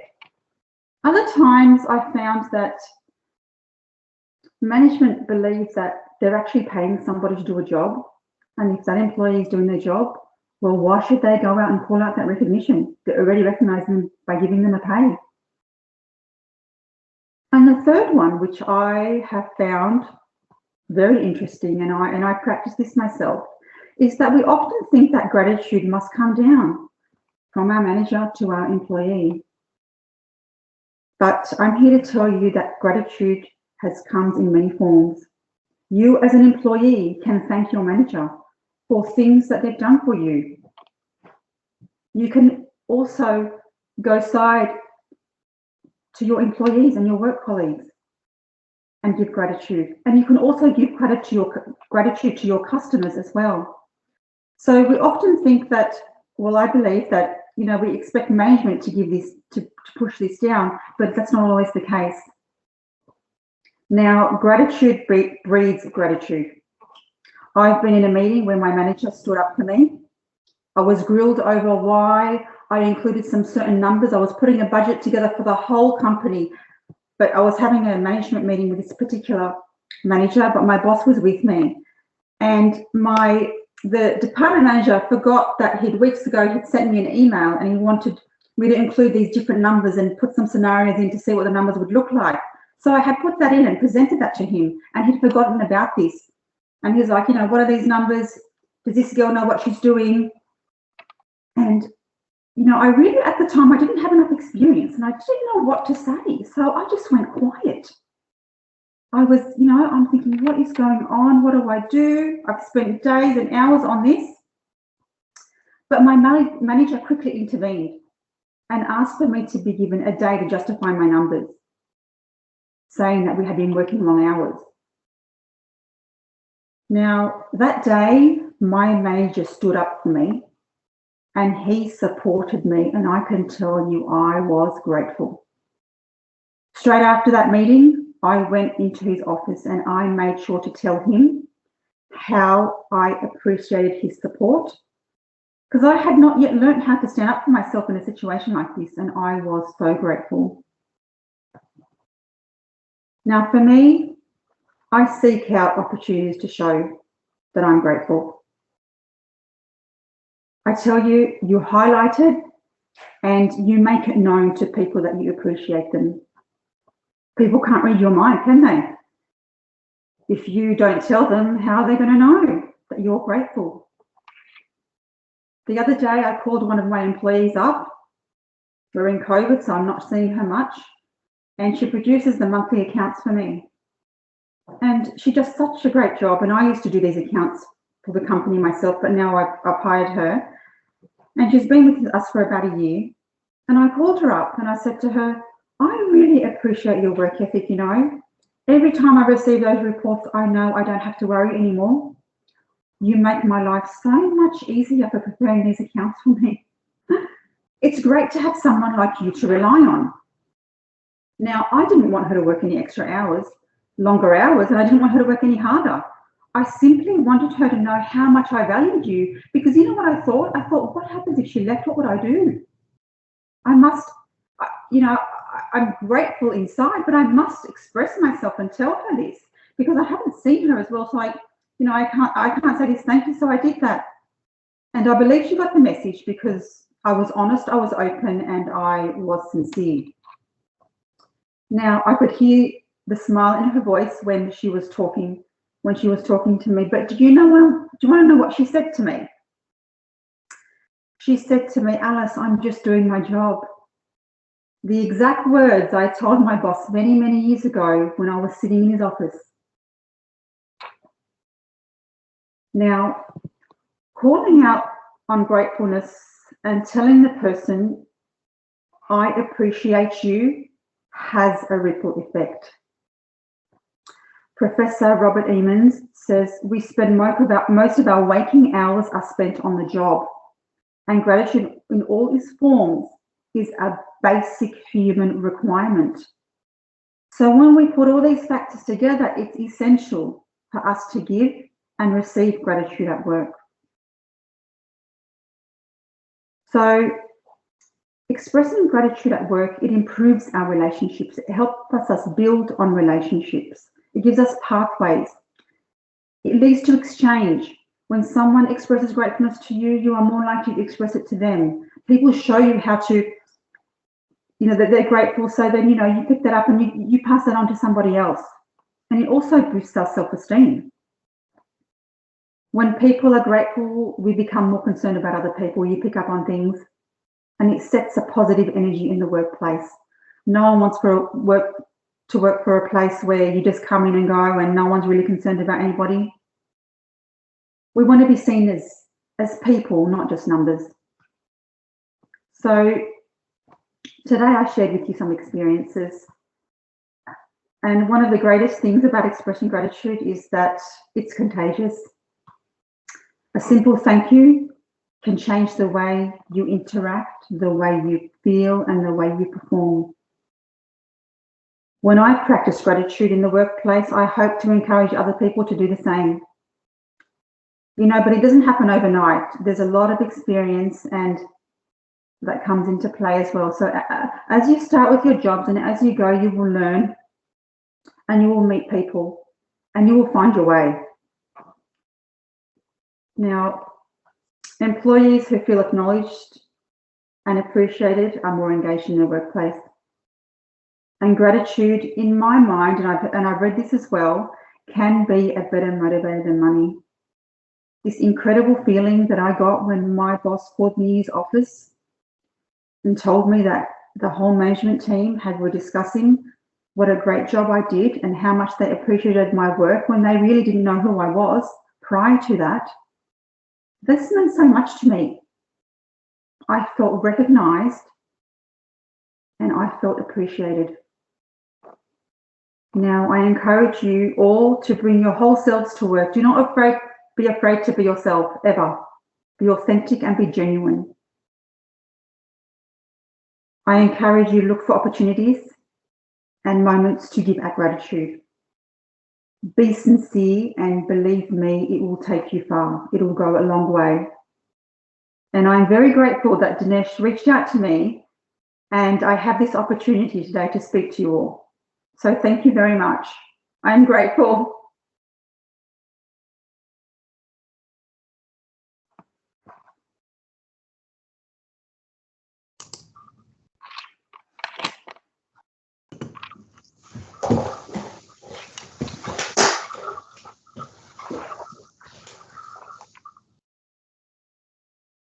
Thank you. You're on mute, Dinesh. Thank you, Jesse. Sorry, I was almost aligned. Okay. Ajay, thank you, Alice. I think you touched upon a lot of important points because there are a lot of things have changed in the last 3 years and everyone is under more stress. Well, Yes. everyone talks about the stress, what has gone through in these situations. But when we come to a solution or we are looking for a solution, that's where we try to think what is that we can do to make it better. And your point was valuable. I just took few notes while you're speaking. You touched upon points like flexible hours. You spoke about your experience on workforce. You in fact related exactly what is required for this emotional well-being and mental health. I like the point when you said about gratitude gap. I think that's one catchy word where I can develop on more. And at the same time, you talked about why experience matters in this situation because I think this is one of the vital point because when you have a situation, when you have experience, you naturally come out of the situation and you also motivate others and you also at the same time experience and relate others to come out of the situation. So The experience Absolutely. matters a lot. Great. And you touched upon the work ethics as well and your experience, what has happened and gone through. I think that's a good example, and that's the way we want to, understand things, and that's a great way of going around. So thank you for your points. I think it has given us some solutions, and we are trying to get it better. I extend my gratitude. Thank you, Alice. And You're welcome. we have the next speaker. Uh, so the format is that Jesse will speak now. Post that, we'll have the Q&A session. So I encourage everyone to post your questions in the chat, and I have a couple of questions that will be moderated as well. So Jesse, I invite you, and thank you, Alice. Thank you. Thank you very much. So hopefully everybody can hear me. And Alice, that was wonderful. Thank you for sharing, your thoughts on gratitude. That's something that actually strikes a chord with me, and I really appreciated that. And Ranjit, I really appreciated what you had to say. I'm not sure if you're still on or not, about addressing root cause. I think when combined with addressing root cause, showing gratitude, if you were to kind of summarize that, a lot of that is to me is maintaining a focus on building and maintaining relationships at work. And so I want to spend just a few minutes talking about that. Before I do, let me do an introduction. My name is Jesse Campbell. I'm based out of Texas, here in the U.S. I've got about 25 years of experience in the workforce. A good part of that, for several decades, has been managing a global workforce. I did live for several years in India, and absolutely loved it. Living in Bangalore back in 2005 to 2007 as an expat, been one of the highlights of my career, and I really enjoyed my time there. And I've managed teams all over the U.S., all over the globe, and the conversations that both Ranjit and Alice presented made me think of a situation when I was in China, and I was helping to set up a business there, and I was struggling. I was an American, and typical Americans, we want to come into a meeting and immediately get right down to business. We want to, sit across the table and start talking about the contract, or start talking about, the product, or, whatever it is, that we're trying to accomplish. And typical Western mentality is to not spend a whole lot of time focusing on building that relationship. And I learned very quickly in China that I needed, without that relationship, I just wasn't getting very far. And in China, they call this guangji, which is a term, loosely translated means relationship. And what I found was the more time I spent trying to get to know my counterparts, my teams, the stakeholders, the more they began to trust me, the more I began to trust them, and the more collaborative we became. But it was all built on that trust and that relationship. And a good part of that is spending time with your staff, asking them about themselves, getting to know them. Who are their families? What are their likes? What are their dislikes? What kind of hobbies do they have outside of work? Where do they like to travel? And as you do this, you're spending time. You're making investments in your staff, in your peers, and this is critical in a virtual environment.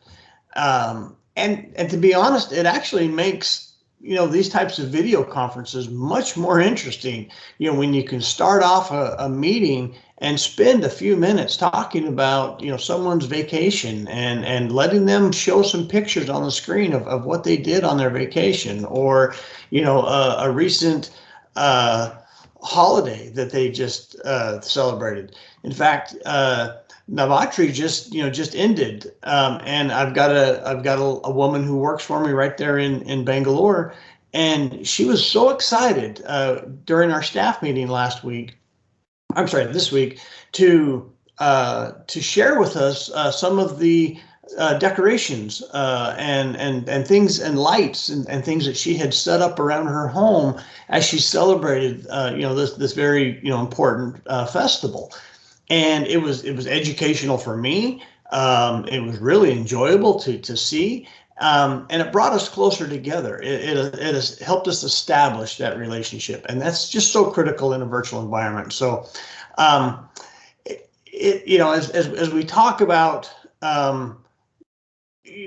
working remotely and maintaining proper well-being in a COVID type of environment. I can't stress enough how important it is to be able to have those relationships with the people you work with, especially when you're thousands of miles and oceans away from one another. So I'll leave it there just for the sake of time. And Dinesh, I'll turn it over to you. I know you've got some questions for the panel, and we'll get to that and maybe do some Q&A. Thank you, Jesse, for that quick one. And I do echo with you. Giving praises and receiving emails does make a person feel better, at the same time more productive as well. So let me just start by putting a common question to both Alice and you as well. So my question is pertaining to remote workforce now. So what should people do who are not accustomed to the remote workforce conditions? Psychologically, how then they can make themselves ready if there is a re-entry or if the companies are opening up? So what is that they have to be prepared mentally when they come to the office? Can you just throw some lights on it, Jesse? Very good question. So, after 22 years of working in the office, COVID struck, and I found myself working from home. And that was really hard for me. I'm a social person. I like having the activity, the energy around me of a team. And so, as I found myself, now all of a sudden, having to sit within this square frame and talk to people, I really, really struggled with that. So for me, returning back to the workplace was a true blessing. But for others, in fact, I believe statistically, it's about 60 to 65% of people, they don't want to come back to work. They've had this taste of being able to work from home and have this more flexible work environment, where they can extend their work day to suit their needs, and that's very difficult to have to give that up and now return to more of kind of a regular job with set hours, and so. My suggestion is for people that do that, first of all, businesses, companies, they need to ease into that. They need to be flexible. You can't just snap your fingers and immediately expect your entire workforce to show up next Monday in the office. There's got to be some flexibility. And what I'm seeing is that most companies are doing that. And you also need to look at the criticality of your role. Is this a role that truly is required to be at work inside an office, or could it function from somewhere else? And what we're seeing, at least in the U.S., is that a lot of people have realized, I can pretty much work from anywhere. And so not only are they not going into the office, but they're actually moving their homes and moving their families to locations that they prefer to live in. People, who are living in inner cities are all of a sudden moving out into the countrysides or moving to different states because they have that flexibility. So I think flexibility is the key for all businesses to adapt as they look at this return to the workplace. Thank you, Jesse. Alice, your thoughts?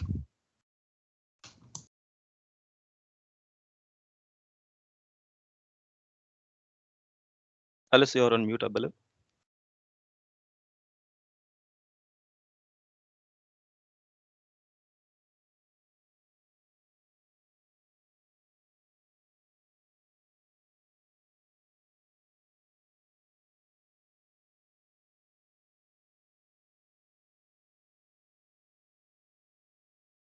Great. I think Alice, you have some network challenge. You're on mute still. In the meantime, until you get ready, Alice, I'm going to throw another question to Jesse. It's going to be very specific, Jesse. So I just read in the New York Times that a lot of changes has happened in the leadership in US a couple of months now in 2019. A lot of reshuffles have happened. So is this COVID taking a toll on the leadership thought process and leadership functions? It really is. And it's not just the leadership. There's, I think people everywhere across the world, but even here, in the U.S., they're struggling not only with the pandemic itself, which has taken people's lives. Every one of us have had some kind of impact associated with COVID. We've all known somebody who has been affected. We've all lost somebody that we know, that we love. It's devastated everybody. It really has. But to make things worse, COVID has become politicized. There's now this battle with people's rights around vaccination, and whether or not governments have the right to mandate that people receive vaccinations. There's a large group that would say no, that should be an individual choice and individual freedom.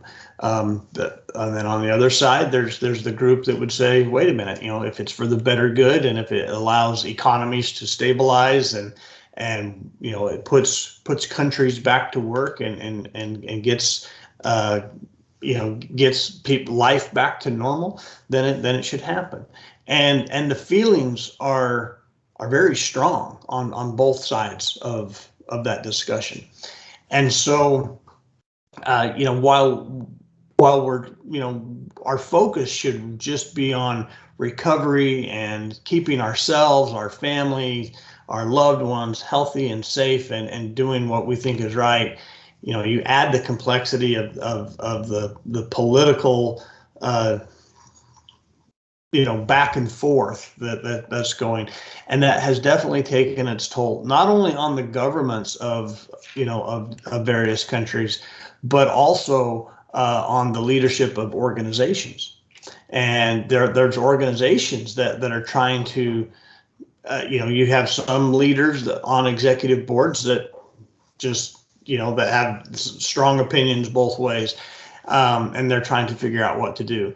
And if your company is a global company, for instance, certain states, certain parts of the world have different mandates than others. And so from a company perspective, it makes it very difficult to roll out, some type of an equal program or a one size fits all policy when it comes to how to address the recovery of COVID and vaccinations and returning to work. Thank you, Jesse. Vital points. Alice, are we having you on?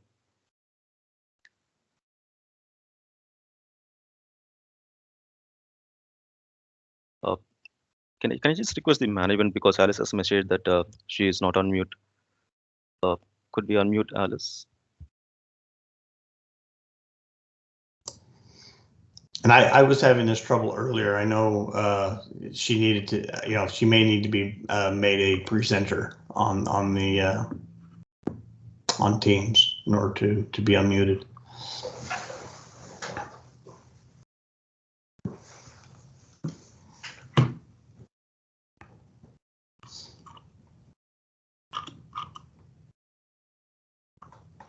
Alice, I think you're going to be having a bundle of questions coming up. I think you're on back, Alice. Can you speak? Not yet. Miss Alice, you need to unmute. You have to do it from your end.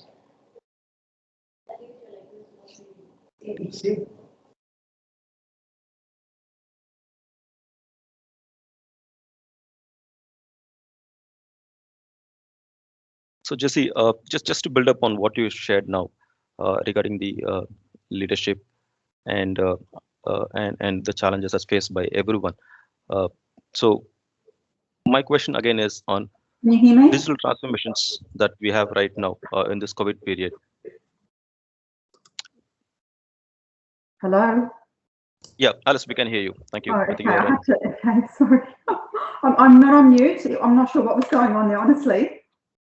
Great. Good to have you back, Alice. And Yes, I was just yes. asking a question to Jesse. Yes. And so I have 2 questions pending with you. I thought like if we can, go up with the first 2 questions, if you want to share your views. Me? Yes, please. Sure. Okay, so the first one was being accustomed. So those people that aren't accustomed to the remote work and how to deal with that. Well, for me, every family is different. Every home is different. Not everybody has workspaces. I actually set up in my garage. I set up my office in my garage, and I had to put a separation there between my family life and all the cleaning and everything at home.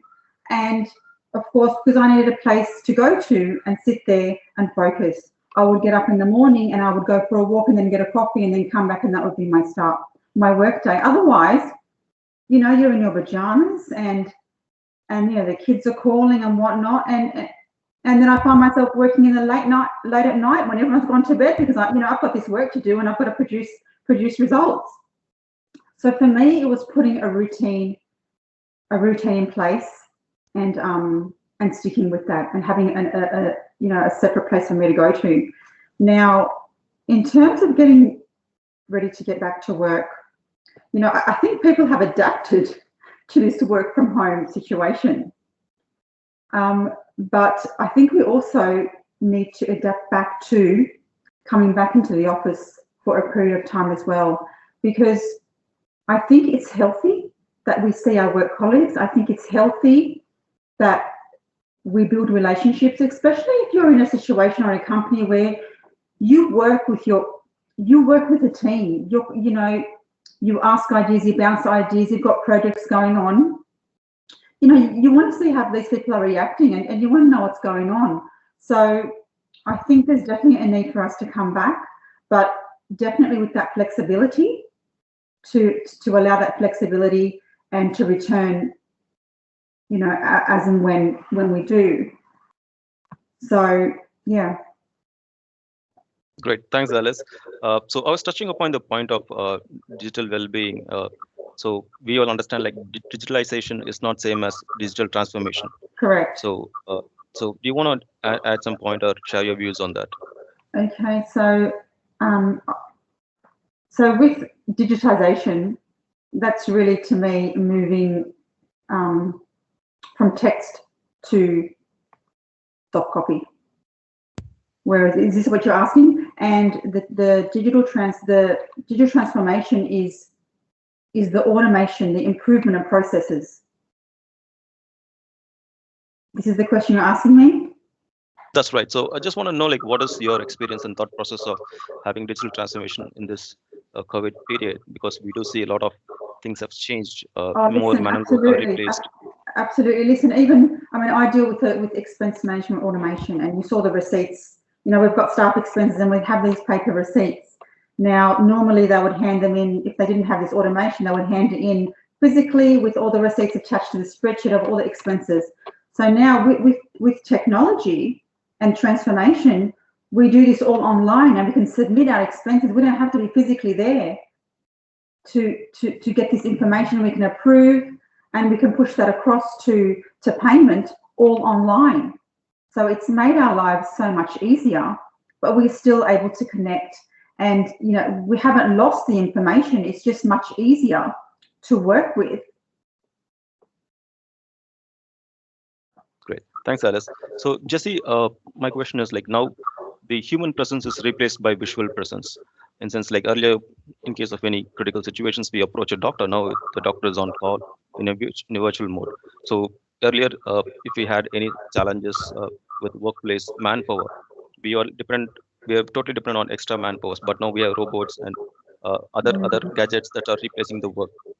So are we really losing the human touch over here in this COVID period?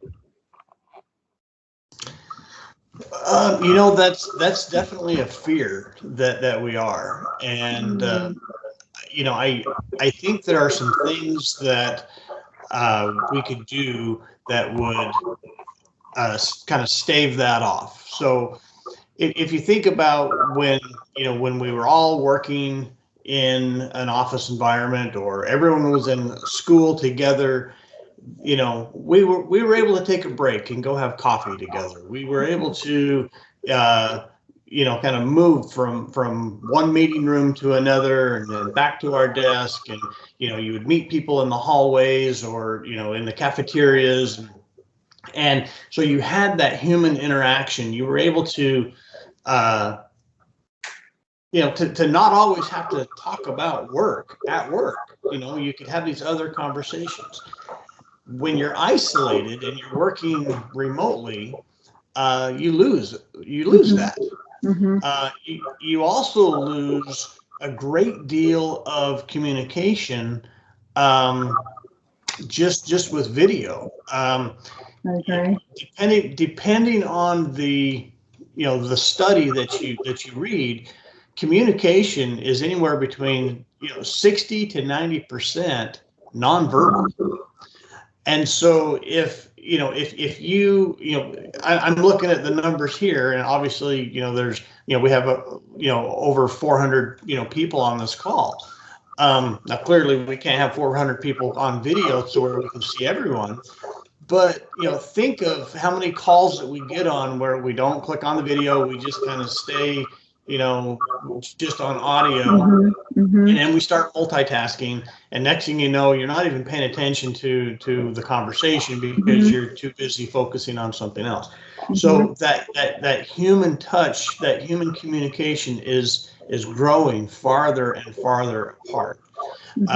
So there are some things that we can do to change that. So like I mentioned earlier, you know, I like to start most of my meetings and my calls by talking about things that are personal and completely non-business related. You know, asking people, you know, hey, what did you do over the weekend? Or, you know, what's, you know, does anyone have a funny joke? Does anyone have a good picture that, you know, that they've taken of their family or something over the past, you know, several days? As a corporation, as businesses, they can even start to include things such as you know, online photo contests. They can do perhaps, you know, some type of a virtual health challenge. Our company actually just started something that they're calling it virtual lunch, where they pair you up with different people from different departments, and you have an online lunch and just a casual conversation with somebody. It allows you to get to know someone new. It allows you to maybe understand a part of the business that maybe you didn't know about. But it, you know, it gives you a way to kind of, you know, interact in a way that is not really business focused. You're not necessarily having that you know, that meeting mindset, because as we all know, we tend to get Zoom fatigue or Teams fatigue, or, you know, I mean, if you sit in one spot, like I said, you know, your whole day is spent right here. You know, it makes for a pretty long day. Great, thanks, Jesse. So, Alice, we have a lot of student community in the call now, and I do know that there are some more final years. So, if we have to say, like, talk just quick 3 points on what they have to know, uh, because next year they might be stepping into a corporate world or any job for the matter. So, what is it they have to know, and what is it they have to be cautious of? We could just pull it out in 3 points. Okay. So I would say that I would sit down with my manager and talk about expectations. What is expected of me? First 3 months, 6 months, 12 months, what are you expecting from me? The second is I want to understand how I fit into the organisation, how I can help people and how people can help me in different departments. And one of my biggest things is networking and building relationships. Initially, when I started working, I was in the accounts department and I stayed in the accounts department. People would come for coffee, people would go out for meetings. I didn't know who they were. I guess I was starting out, so I didn't have the confidence to talk to a manager from another department. But the sooner you can, and that is why I say, you just would start with a smile, you start with a hello. You might notice someone talks about their child, you say, oh, what are they doing now? I noticed, you mentioned this. Build relationships, because we are at work a lot of our waking time. And we talk about mental health. When you're at work, you want to also be able to approach people. And we approach people by building relationships. And that goes both ways as well. So don't be afraid to make yourself known. If you wherever you go in a company, you see somebody, introduce yourself. Say I'm new, this is what I'm doing, and what do you do? I look forward to working with you. Build relationships. Thank you, Alice. Jesse, your quick points on the same. Well, I am very good points, Alice. So I think there's kind of two sides to this question. So I recently just started with my new company back in April, and it was all virtual. And so I'm trying to learn the culture of a new company. I'm trying to understand the traditions and the norms and who are the stakeholders and how does this company make decisions? Is it, is it a siloed, is it, more of a meritocracy versus, do you need more tenure before you can raise your hand and speak your mind? All of these things. That's very hard to do in a virtual environment. I think, to Alice's point, the key is to sit down and come up with a 60 or a 90 or a 180-day plan of, who do I need to engage with? Who are my stakeholders? And spend that one-on-one time with them to get to know them and build that relationship, whether that's virtually or whether that's in person, depending on your work situation. But you really need to understand who are the decision makers, who are the people that get things done. And sometimes that the people who are really getting things done are not necessarily the management or the leadership firm. It's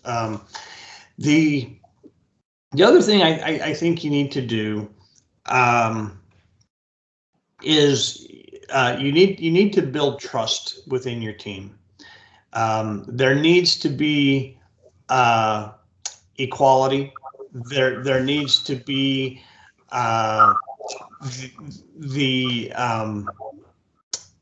everyone needs to have a voice. Everyone needs to have the same type of airtime, and the ability to express their ideas, their opinions, in a safe way. And that's hard in some organizations, especially when you have some people on your team that are very strong personalities and perhaps extroverted, and others that are, that prefer to be a little bit more thoughtful and reserved in their thinking. And so the key, I think, is making sure that everyone has a chance to have their voice heard. in the decision. And sometimes people just don't have an opinion, and that's okay.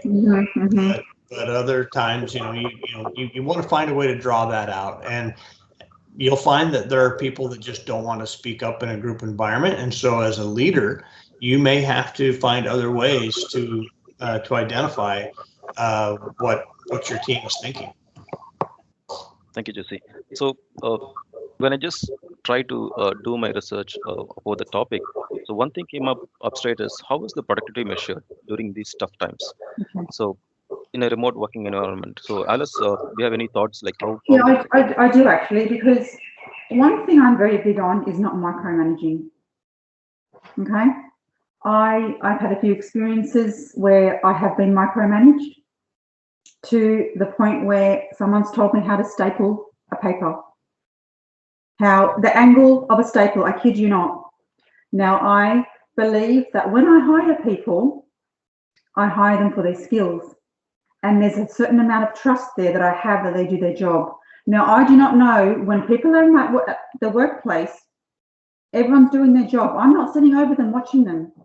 People know when you're clear on expectations, when you're clear on KPIs, and it's measurable, people take ownership, and you make that open and clear. So really, it doesn't really matter where they are, they're going to produce. I think what the important thing is there is the mental health when they're not at work, because they're at home and they're still producing, they're still having to produce these KPIs and mixing the home life as well. And I think that's what's made it hard. But in terms of the output, yeah, I'm very much in terms of putting trust in my employees and then looking at results. And, obviously time from time comes where you have those one-on-one meetings and you discuss what's going on, what needs to be improved, things like that. But, we hire based on skill and you want to make it known that there's trust there, and you empower your employees. And, they give back as well. They give back. So you are great.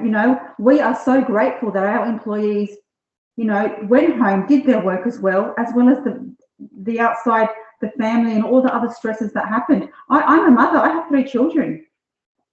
I understand what it's like. If you're going to have a boss there that's not going to understand, and, maybe you're not working for the right place. You've got to work out what you want and where you want to be. And, so it's very much, Great. Thank you, Alice. I think we are just spot on time now. So if we have the last 30 seconds, I believe. So as a closing comment, in a couple of seconds, what is that you both want to share to the student community and the leadership over here? Last 30 seconds, quickly, please. Okay, can I go first? I would say, believe in yourself. Everything is hard at first. Practice, be strong, and make decisions and get outside your comfort zone. Build relationships and network. Find people you can trust that's going to have your back, and make sure you support back as well. But the biggest thing is believe in yourself and don't think you can't do it, or you're less, or you're not tall enough, or you're not this, or you're not that. You're enough. You just got to dig deep and work out what it is you want, what you want out of life, and you go and get it. You go and get it, and then one day you show other people the way and the light as well. Great, thanks, Alice. Jesse, closing comment. I would say, you need, relationships are the key to success. Nobody ever did anything completely alone. If you think back on anything that you've ever done in your life, there's always been a teacher, a professor, a manager, a parent, a friend, a sibling that encouraged you, helped you along the way, and offered a hand of support and help. And so you've got to maintain relationships and build as many as you can, and give back more than you take. And think. This may sound kind of silly, but the best measure of success for me is did I make someone's day better by interacting with them today? When I if I've met with somebody, do they walk away from that exchange better than when they came into the room? And if so, I think I've done a good job. Thank you, Jesse. So thank you, Jesse and Alice. I think it was quite a good conversation that went through, and we touched upon many points that sums up to the topic for today. Thanks for your time. I'll Thank you hand over so to much. the Lovely to meet management. Jesse as well. I'll connect with you on LinkedIn, Jesse. Thank you so much. Thank you. Yeah, thank you all, and thank you for the college for having us. I was glad to be here today. Okay. All right. Bye, guys. Thank you. Today, I would like to express my immense gratitude to Mr. Dinesh, the expert moderator, for his competency in giving us the best out of our eminent panel members and thus helping in bridging the industry-academia gap. Thank you for your outstanding moderation, Mr. Dinesh. Thank you, Ms. Alice, for reminding us that gratitude in all its forms is a basic human requirement. It is essential to both give and receive thanks at work. We acknowledge and appreciate your insights on culture of gratitude. Thank you, Ms. Alice Brimicom. Thank you, Mr. Jesse Campbell, for enlightening us that when you're thousands of miles away from your workforce, making an investment in your staff, building trust and good relationship is crucial for organizational success. Thank you for sharing your rich corporate experience of more than 2 decades with us. Our heartfelt gratitude for your remarkable contribution to our conference today. And thank you for joining, both of you, for joining us in spite of the time zone difference. No worries. Thank you. I thank our principal, our pillar of support, dear participants, HOD and faculty members of both the departments, Department of Psychology and Department of MBA, support staff, especially our technical team and our dear students for your participation and involvement in this panel discussion. Thank you so much. Thank you.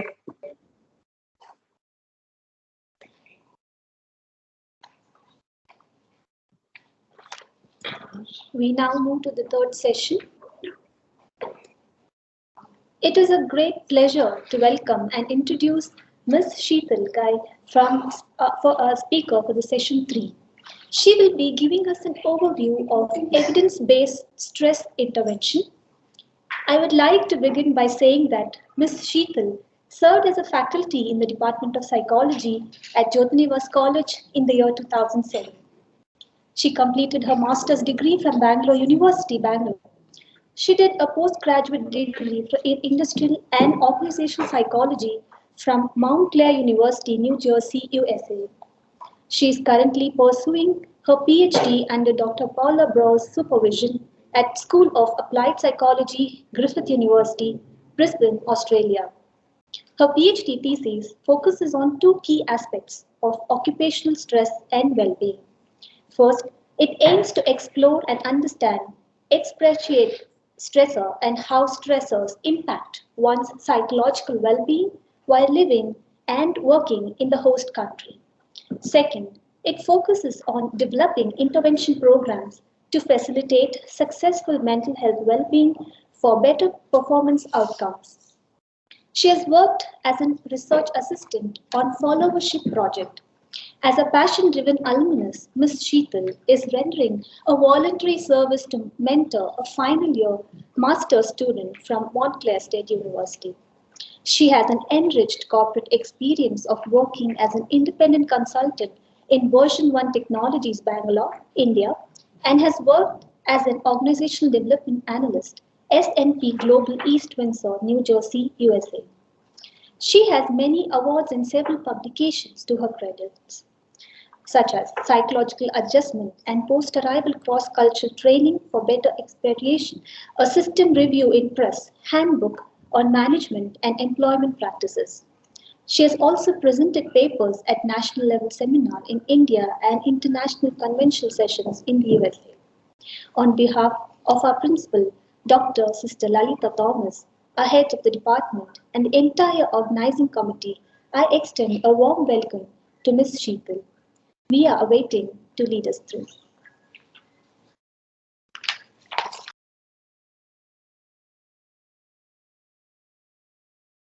Thank you, everyone.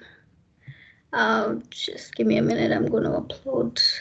Can you all hear me? Am I audible? Yes, ma'am. Yes.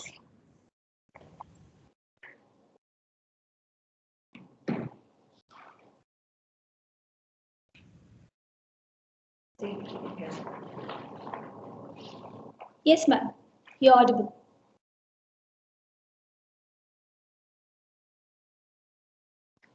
All good? You can see my slides?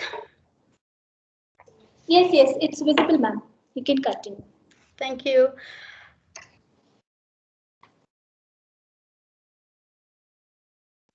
Thank you for a warm welcome. Good afternoon, everyone in Bangalore. And thank you, Jyotima's College, Department of Psychology, and Department of MBA for inviting me today to this forum. As a passionate researcher in the field of work stress, I mean, it feels really great to be on the home ground and kind of ascertain the importance of addressing work stress and promoting mental health. Very, very dear to me. So, echoing the thoughts of my industry colleagues who have actually spoken just before me, well-being is a state of mind in which individuals realize their own capacity and they're learning to deal with normal stressors. I'm sure there was a lot of experiential learnings that was kind of discussed in the previous presentations today. Leading to higher work productivity levels and contributing to the community on a whole. So it's very, very important to have a very well-balanced mental health. Initially, only physiological factor was considered to be a factor of health, but today health is acknowledged to be a combination of psychological and social factors. So understanding people and recognizing their feelings and thoughts is gaining a lot of importance in today's life. Since most of us actually spend at least 1/3 of our lives at work, right? Especially in India, majority of the population falls under the working age group. So it becomes a major source of stress at workplace. So if employees are able to manage how to cope with stress and how to cope with these demands, hooray, it's like a win-win situation for the employers, the employees, right? And there is increased productivity, greater engagement, lesser turnover in tensions, correct? But the problem is not everyone is capable of managing these demands or are not able to meet at the time of need be. So when these are not addressed appropriately, that is when it leads to a more chronic or a recurring exposure to strain, burnout, or even behavioral issues at workplace, which becomes very difficult to manage. I don't know how many of you are actually aware that very recently, Work Health Organization in 2019 has labeled employee well-being as a medical condition. So I really must say kudos to the Jyotinivas community for kind of bringing us all together, engaging us in spreading the awareness regarding the importance of addressing mental health today. Great job, pat your backs. Work stress, it is a global challenge. It's just not me and you that we kind of relate to it, but the entire world is talking about it. Apart from the untold millions of direct and indirect costs associated with the work-related stress, global resources especially are highlighting the severity of the psychological issues related to work stress, and that is what I would be focusing in today's presentation. So if you just have a view at the graph that I've provided, it indicates that in US, 80% of its working population, they say that they are stressed and need some kind of help to manage these stress levels. In UK, 58, nearing 60% of them are really stressed out, and about 5 million working days are being lost because of work-related stresses. That's a big, big loss of working days there.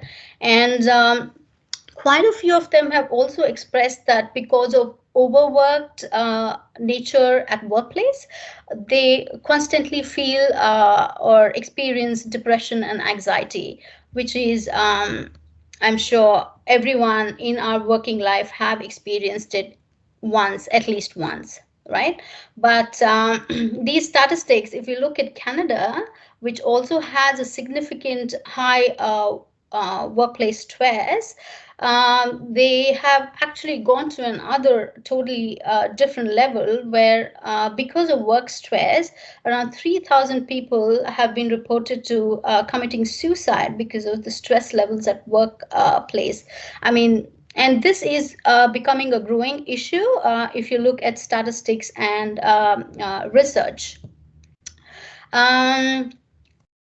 Giving you another example is in Japan, every 1 in 2 employees kind of suffer with anxiety and depression, and about 60% of their population is stressed out at work. So that's a big number there. But if you can also see, India too is at 46%, which is we're getting there, like half of our population is experiencing work stress. That's a big number there. And this list it just goes on. In 2017, the Society of Human Resource Management published a data regarding major sources of work stress in India. Particularly, I wanted to highlight because it makes more relevance to the participants here. Along with overtime, working longer hours, and resulting in work-life balance issues, a key factor that was addressed in this report was disrespect at work. So this is something I think more research needs to get into it. And even ADP in 2020 released a report saying that most of their employees are stressed out, and that is kind of affecting because of the workloads, and they're having a lot of work-life imbalance. I would like to pause for a minute here and kind of reflect back or reiterate that even before the COVID-19 era, if you see the 2 slides that I discussed prior to this, were data from 2017, right? So the behavioral or the psychological issues such as anxiety, depression were pretty widespread and contributing to the diminished well-being and extracting an enormous toll on different forms of absenteeism and reduced productivity, correct? But in my opinion, I strongly feel that COVID pandemic, although has undoubtedly altered the routines of our lives, I think it has for sure accelerated the need to address the growing severity of psychological and mental health crisis here. So these issues were there before, but I think it has received tremendous attention in the post-COVID era. In general, if we have to look at statistics or research, workload has been indicated as a significant source of stress. It is at 46%. So majority of the employees feel that stress is due to the workloads at workplaces, and very closely followed by personal issues like work-life balance, and something happens in your personal life, and so on and so forth. In my opinion, work-related stress in recent times, I think, has become even more complicated, more complex in nature due to factors like globalization. Because of that, the way organizations work has completely transformed. The working relationship now is just not about domestic. We also interact with international. The language is different, and because of that, the stress sources, the stress levels associated are way different, and even employment patterns. They're so unique these days, right? You're on contract, or you sit on bench, and so on and so forth.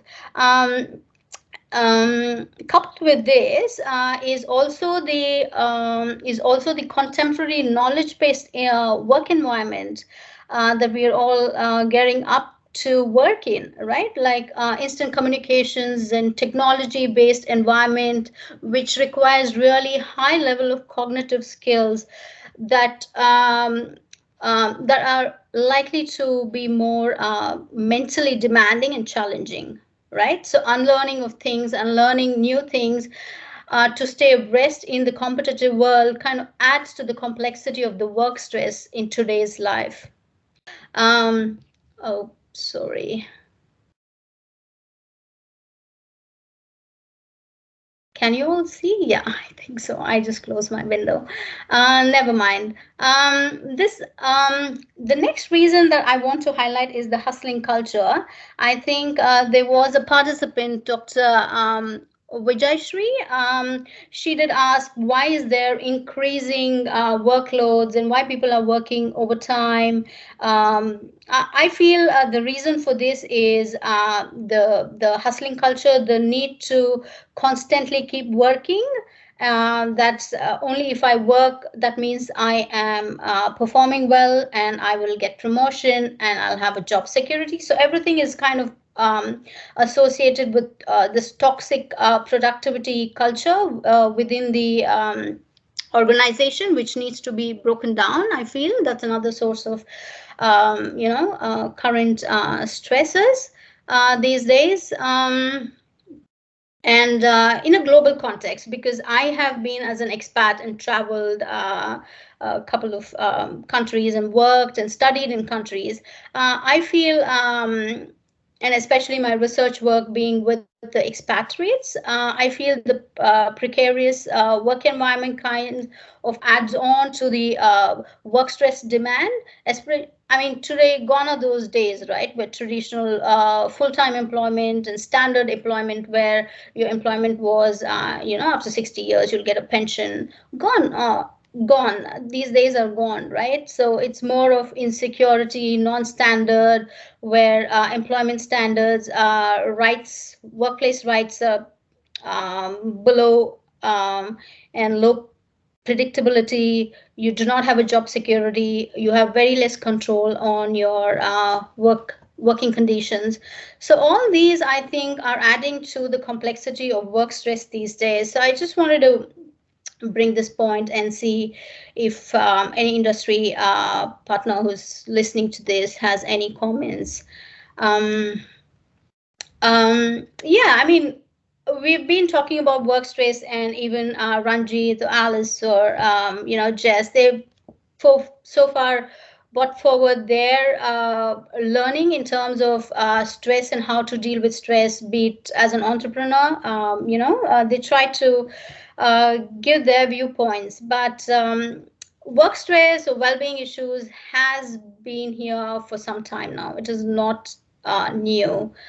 So what is it that we are all failing in, as a society? We need to ask that, because data does indicate that work stress is on the rise, and mental health being is a concern, is a major concern in today's world.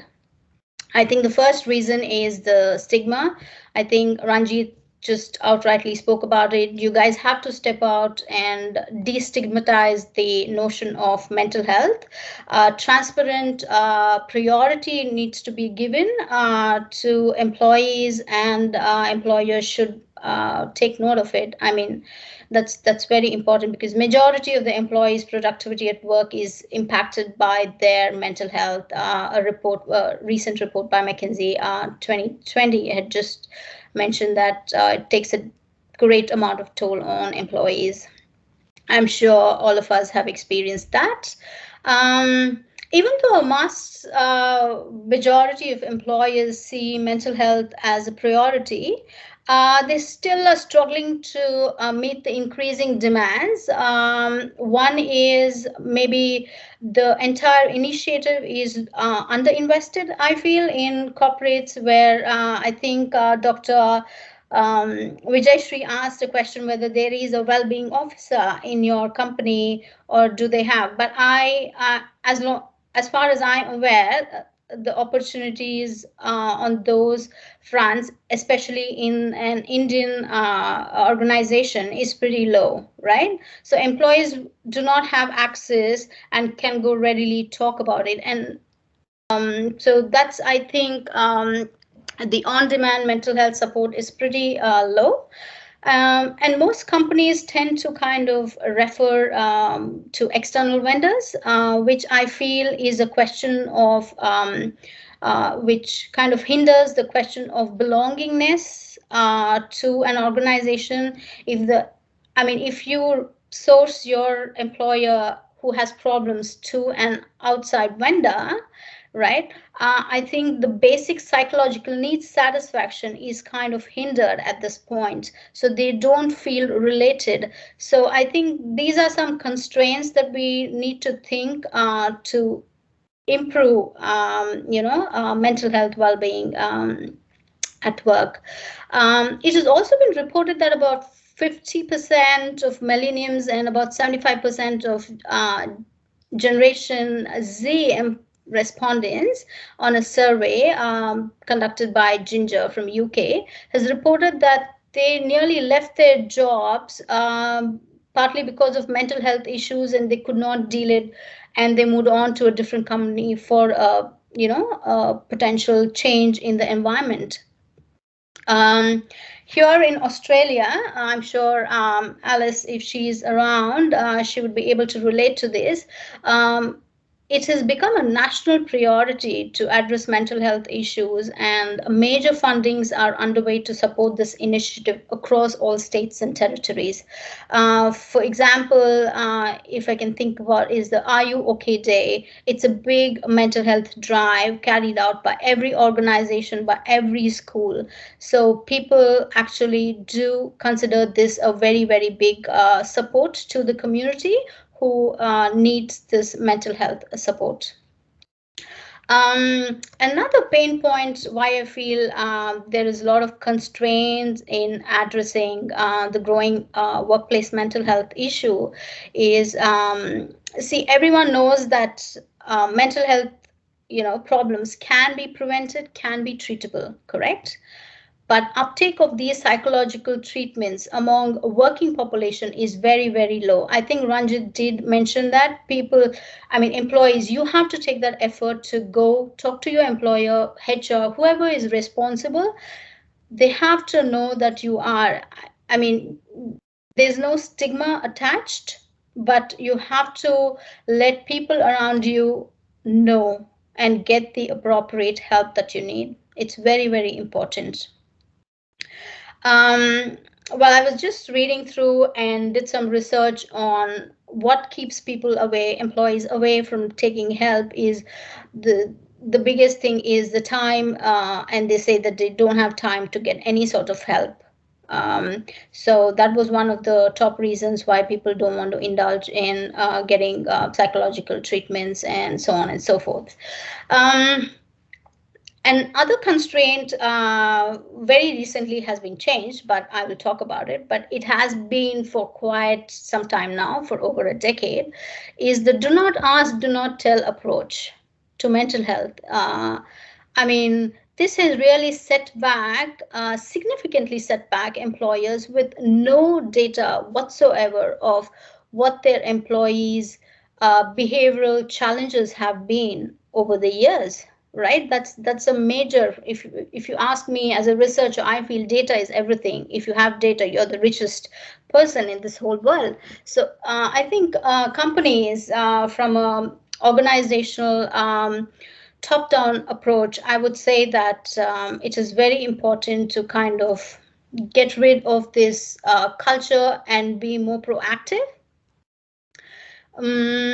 So because of this lack of data and empirical evidence to understand what the exact problem is, there is a dearth of effective models on interventions for mental health interventions, implementations, and carrying out by organizations.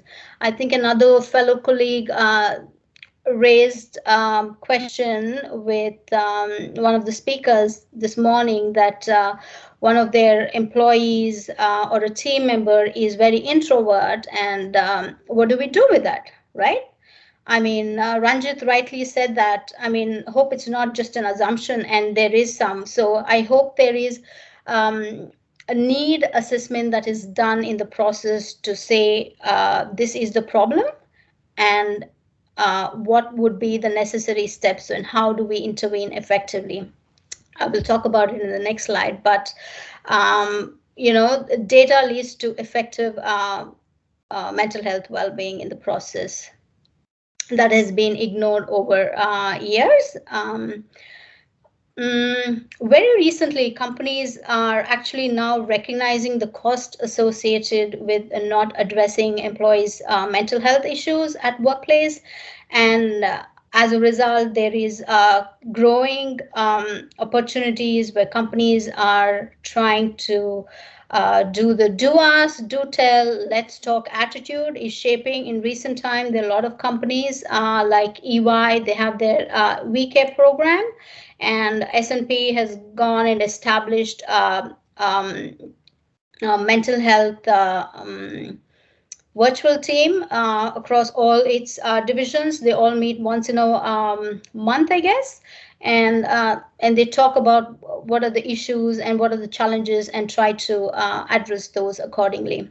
So the data-driven initiatives, evidence-based approach is very crucial for effective mental health initiatives. I mean, I really don't acknowledge nor appreciate of those isolated, off-the-shelf packages, one-size-fit-all condition, where, from the past 5 years, we're doing the same training program, the same person comes in. I think it needs to be more integrated, more tailored, and more sustainable approach moving forward. Even if this approach helps 5% of your working population, in the long run, it's going to be the effectiveness of such program is much stronger. So conducting a need assessment, doing a need analysis is very important to understanding the problem in hand, and then develop strategic ways to mitigate the mental health issues in hand, I think is the way forward. Considering whom an intervention is designed, under what conditions, why, how, is very crucial. For example, I did this one-on-one intervention plan with women IT employee, and her issue was she could not kind of be assertive to her manager because it was a new team. She could not be assertive and say that, okay, at 7 o'clock, it's too late, I need to go home, or I'll do this work tomorrow. So she had a lot of workload on her plate. So because of her willingness, and she was like, okay, I need to help myself. So that really is a very crucial part. We did an assertive training with role plays for I think about 3 weeks to 4 weeks. So that kind of helped her settle in and talk to her manager, be more, clear of her expectations and the reasons which she was not doing it. So I think planning out your interventions is very important. And I'm not a big fan of whatsoever those organized, one-day workshops or programs that you think will help employees. I mean, irrespective of their psychological predisposition, I mean, it's not going to work, right? If your employee is not ready, if you just like, okay, mandatory, you have to sit through this program, it's not going to be effective. So I think interventions or any mental health initiatives that you want to take has to coincide with employees' need to change. Their psychological predisposition is very important in this process. Another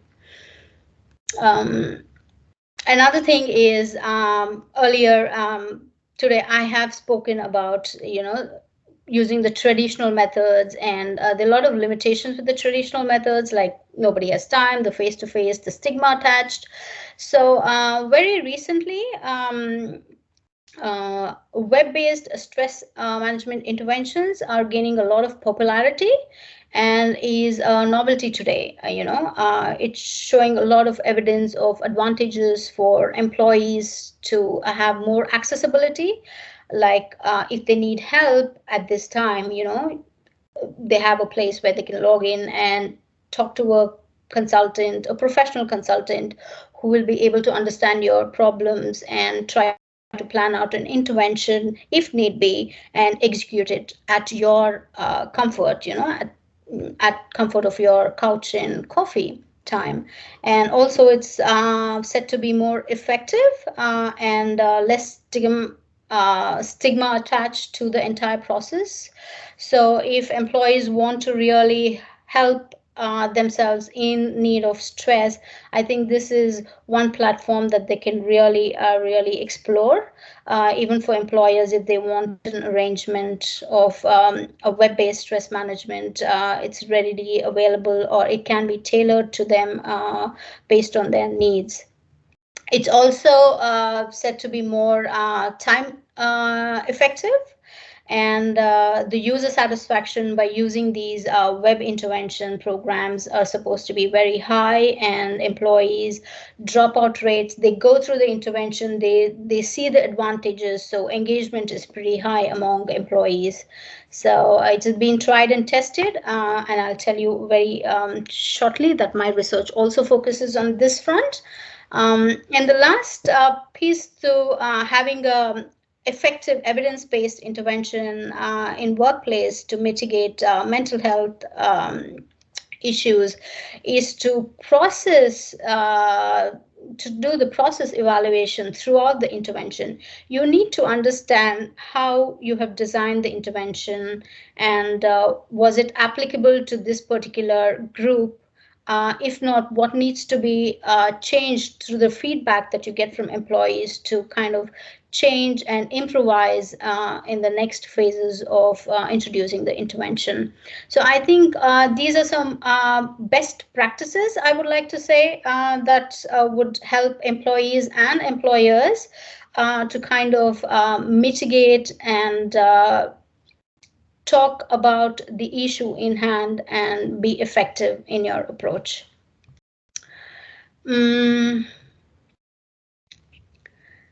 So aligning to my previous discussions, to the evidence-based approach, my PhD thesis focuses on understanding the psychological challenges that expat employees kind of experience while living and working in the host country.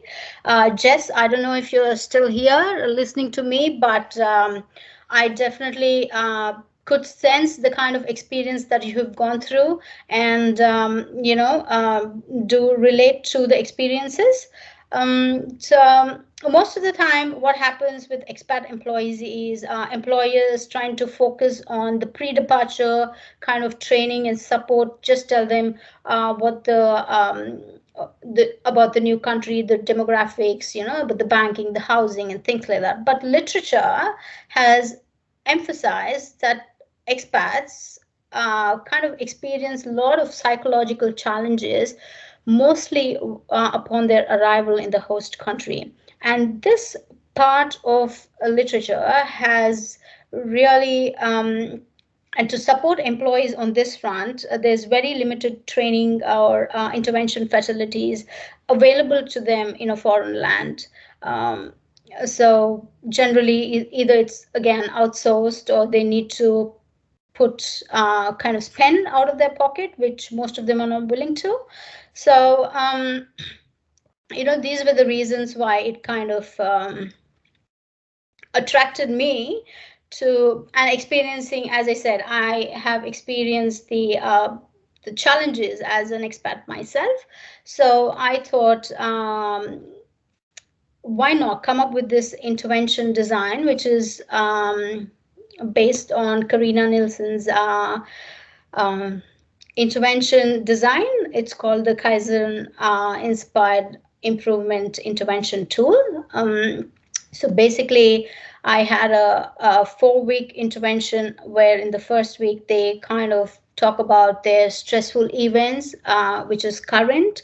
They're processing it or they're not able to understand it.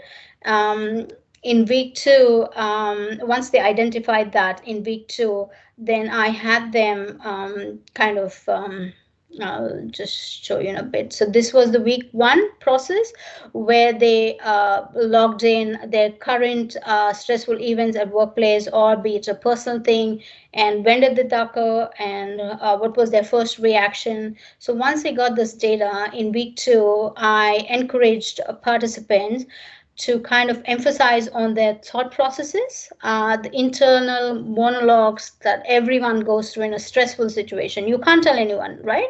It's for you. So be it your personal stress or your professional. They were also encouraged to write about their emotions, the feelings that they were experiencing at that point in time. And later they were asked to also monitor their behavior, whether they had withdrawal symptoms or, they kind of delayed their meetings. They didn't want to go to a meeting because it was more stressful, or taking a longer time to complete a task, and so on and so forth. So once they kind of narrowed down on the thought process, I encouraged them. This intervention plan was designed in such a way to think alternatively. Like Ranjan said before, alternative thought processes sometimes gives you a different perspective and not the way you perceive your stress to be as. So the participants were encouraged to kind of unwind the alternative thought process, the emotions attached to it, and how differently they behaved in the entire process. Week 4, generally what happens is, when we talk about intervention or training program, participants don't get to really try out in real time. So, but this intervention focused on that aspect, and we encourage participants to kind of apply these learnings that they kind of processed it through the 3 weeks to put it into action and see how differently they could kind of do a stressful event or kind of react to a stressful event in a very different way. For some, it was successful. For some, they couldn't. They probably needed more time. But in general, the intervention design has definitely shown some positive results for the participants that I engaged with. So my research finding, as you can see, that definitely for the intervention group, there was a big reduction in their psychological stress aspect of the work. Basically, my pre-assessment and my post-assessment was in a gap of 10 months. So this was a good enough time for individuals to measure individuals across these variables.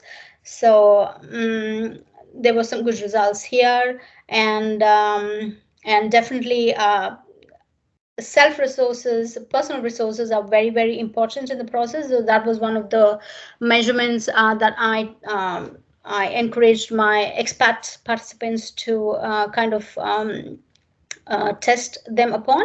And as you can see, this intervention also helped them to increase their self-efficacy, which is very important to cope with mental stress at times. So this intervention has proven to be very effective, especially in research, in literature among expats employees. There's a strong indication that the challenges with their psychological adaptation, the beliefs, the thought processes, the feelings, especially if there is a lot of cultural distance between the host and the home country.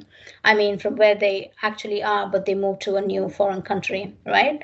So this intervention was designed in an aspect to help them kind of talk about their feelings and thoughts as well. So it helped them improve their psychological adaptation in the process. So these were some results. As I'm speaking to you, I'm also I'm in the last few stages of my completion of my PhD. So very recently I got these data. So I was really excited to show it to you guys.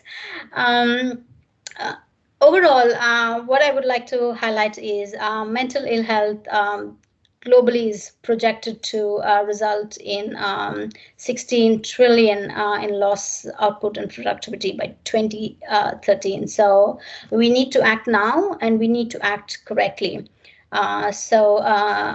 The trend of evaluating data, the empirical drive, planning effective interventions has started to take shape. For instance, PwC actually has created a well-being plan for all its employees. As a framework, they talk about their mental, emotional, physical, and spiritual well-being, which is a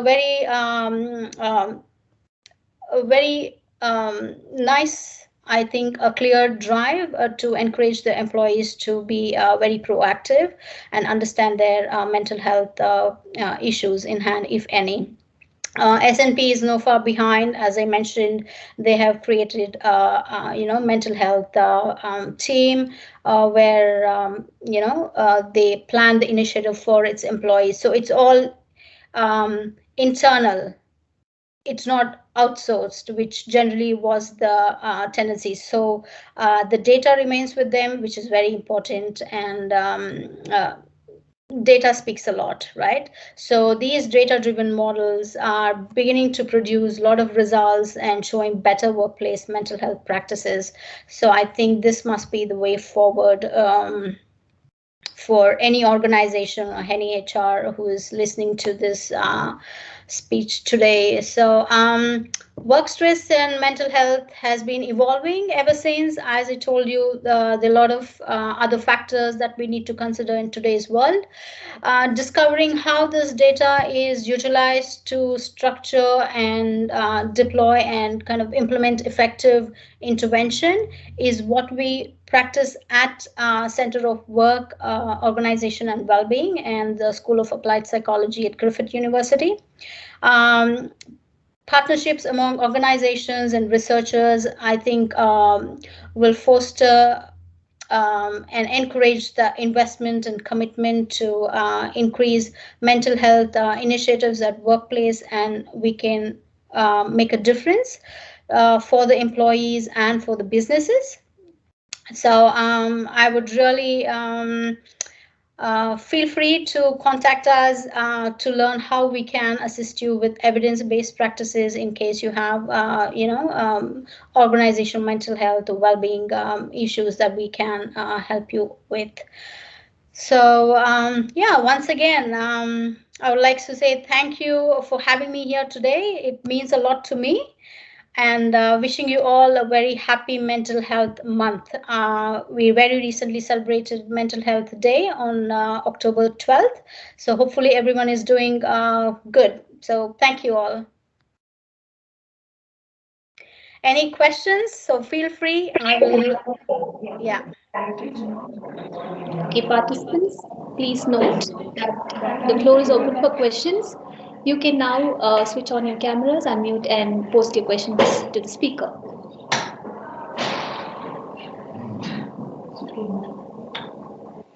Hello. Sheetal, thank you for that wonderful session. Thank you, ma'am.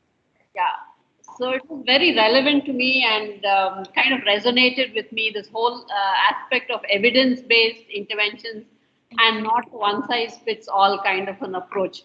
So in the past, I think we've done some research on remote working and its impact on stress and aspects like that. So my question to you today was, I thought you mentioned it in one of your slides where you said US has stress of 80%. Yes. India, which is about 46%. Yes. So would you attribute that to, I mean, it's a very relative term, right? The experience of stress and the resilience. So I guess it's a resilience factor that works for Indians. Yes, it is. Absolutely. But where we are faltering is having a lack of real professionalism in seeking mental health issues. And we do not have, like the US or the developed countries, we still are not there to kind of provide the appropriate support. I think the community and people who are seeking help should understand that and seek out to the right person, the right to make. Does it make sense? Yes, yes. Yeah. I think I get what you're saying. So my mental health is a multi-layered kind of problem, multiple causes, and also late to recognize, right? So I may take a long time before I actually come out with saying it's a problem. Right? Yes. So I also add to that question. You were talking about e-based interventions as a novelty today, and you also spoke about the mental health apps. So how effective, in your research experience, how effective do you think these app-based interventions are? Ma'am, they're very effective, and in my own research, I have kind of implemented it, and you've just seen the results. And otherwise, also, there are a lot of researchers who have adapted, and companies are moving forward in this direction, especially keeping the time sense in effect and the real-time need for help. When I say, for example, if you're stressed now and if you don't get any help when you need it, it's not going to be effective later on, right? So we're kind of, with the web-based, we're encouraging people to have the real-time support when they need it, as they need it. So it's very effective. Okay, thank you. So one last question before we log off. This is we are talking about the other side of actually handling the stress when it occurs. But I find that a lot of companies create stress, you know, increasing work. That's another debate altogether. Right, all of those toxic productivity and all of that you said, and then try to address it. So the approach of preventive would be far better and more effective. Yes. Yes. Generally, when we talk about mental health issues, when I said it's treatable and preventable, that's what I meant. I mean, organizations have to be proactive. I not recently, but a couple of years back, I did read about Infosys Narayan Murthy ji saying that nobody should stay in office after 6. Make that a practice. So I think leaders like them have to kind of reiterate this working practice and come out of the hustling culture altogether. Thank you, ma'am. Visible Roots. Magic Retouch from L'Oreal Paris. 3 seconds. Hello, sir. Good afternoon, ma'am. This is Amal Agustin. I take a paper called Wellness Strategies for Managers in Jyoti Niwas postgraduate MBA department. And I find a lot of echoes and resonance of your talk with a paper submitted by World Health Organization called Caring for Employees. Yes, sir. Okay. Yeah, there are a lot of initiatives. I have come across that. Yes. And definitely, even as Miss Alice was telling, the attitude of gratitude at workplace and the expression of the appreciation of bosses and building up a meaningful relationship goes a long way in supporting mental health and balance of work and productivity. Yes, So I absolutely. find that your paper has been very enlightening Thank you and so much. very appropriate, actually. Thank And definitely, as you said, companies in India will do well to take note of what you're Yes. saying. Thank you. Yeah, It's time to change, I think. it's time to change. Yeah, very good. Thank you so much for sharing your, recent findings. And yeah, welcome. Thank you. Participants, please note that we have very little time and to keep your questions very brief.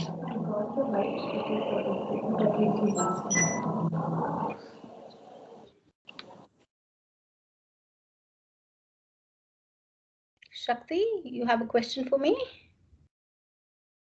No, madam, no.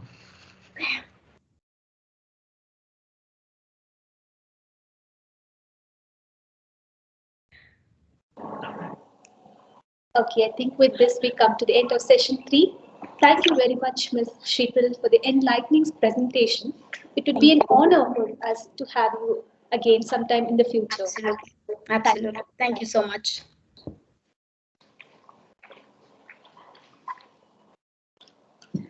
Gratitude being the best virtue of all. Today, as we culminate this fruitful one-day international conference on occupational health and mental well-being, with grateful hearts, we would like to convey our appreciation and gratitude to all of you for making this day an extremely wonderful experience. Firstly, I would like to thank all our resource persons for taking time off their busy schedules to give us the best of their knowledge in educating professionally motivated individuals, young and curious minds on the various topics that were covered during this conference. Your inputs and knowledge, I'm sure, has given us the confidence to surge ahead and put to good use the accumulated information. I would like to thank our principal, Dr. Sister Lalita Thomas, for her support and encouragement throughout the planning and execution of this day and make this conference possible. Our heartfelt gratitude to Sister Rosalie and our management for continually standing by us and supporting us in all our endeavors. A shout out to our technical team for their support as well. It is only because of them and their tireless efforts in making this virtual conference seamless and smooth, and we appreciate them for their efforts. Our appreciation and gratefulness to all our participants for motivating us to conduct this conference. Your participation is what drives us to serve better as academicians. In conclusion, I would like to extend my gratitude to the members of the Department of Psychology and the MBA Department of Jyotinivas College Autonomous, the coordinators, the staff, and the students without whom this day would not have been possible. Thank you all once again. A gentle reminder to all participants, kindly note there is a link that has been provided in the chat box. That is the feedback form. Once you fill in the feedback form and submit it, you would get your e-certificates within a span of 4 to 5 days. Thank you.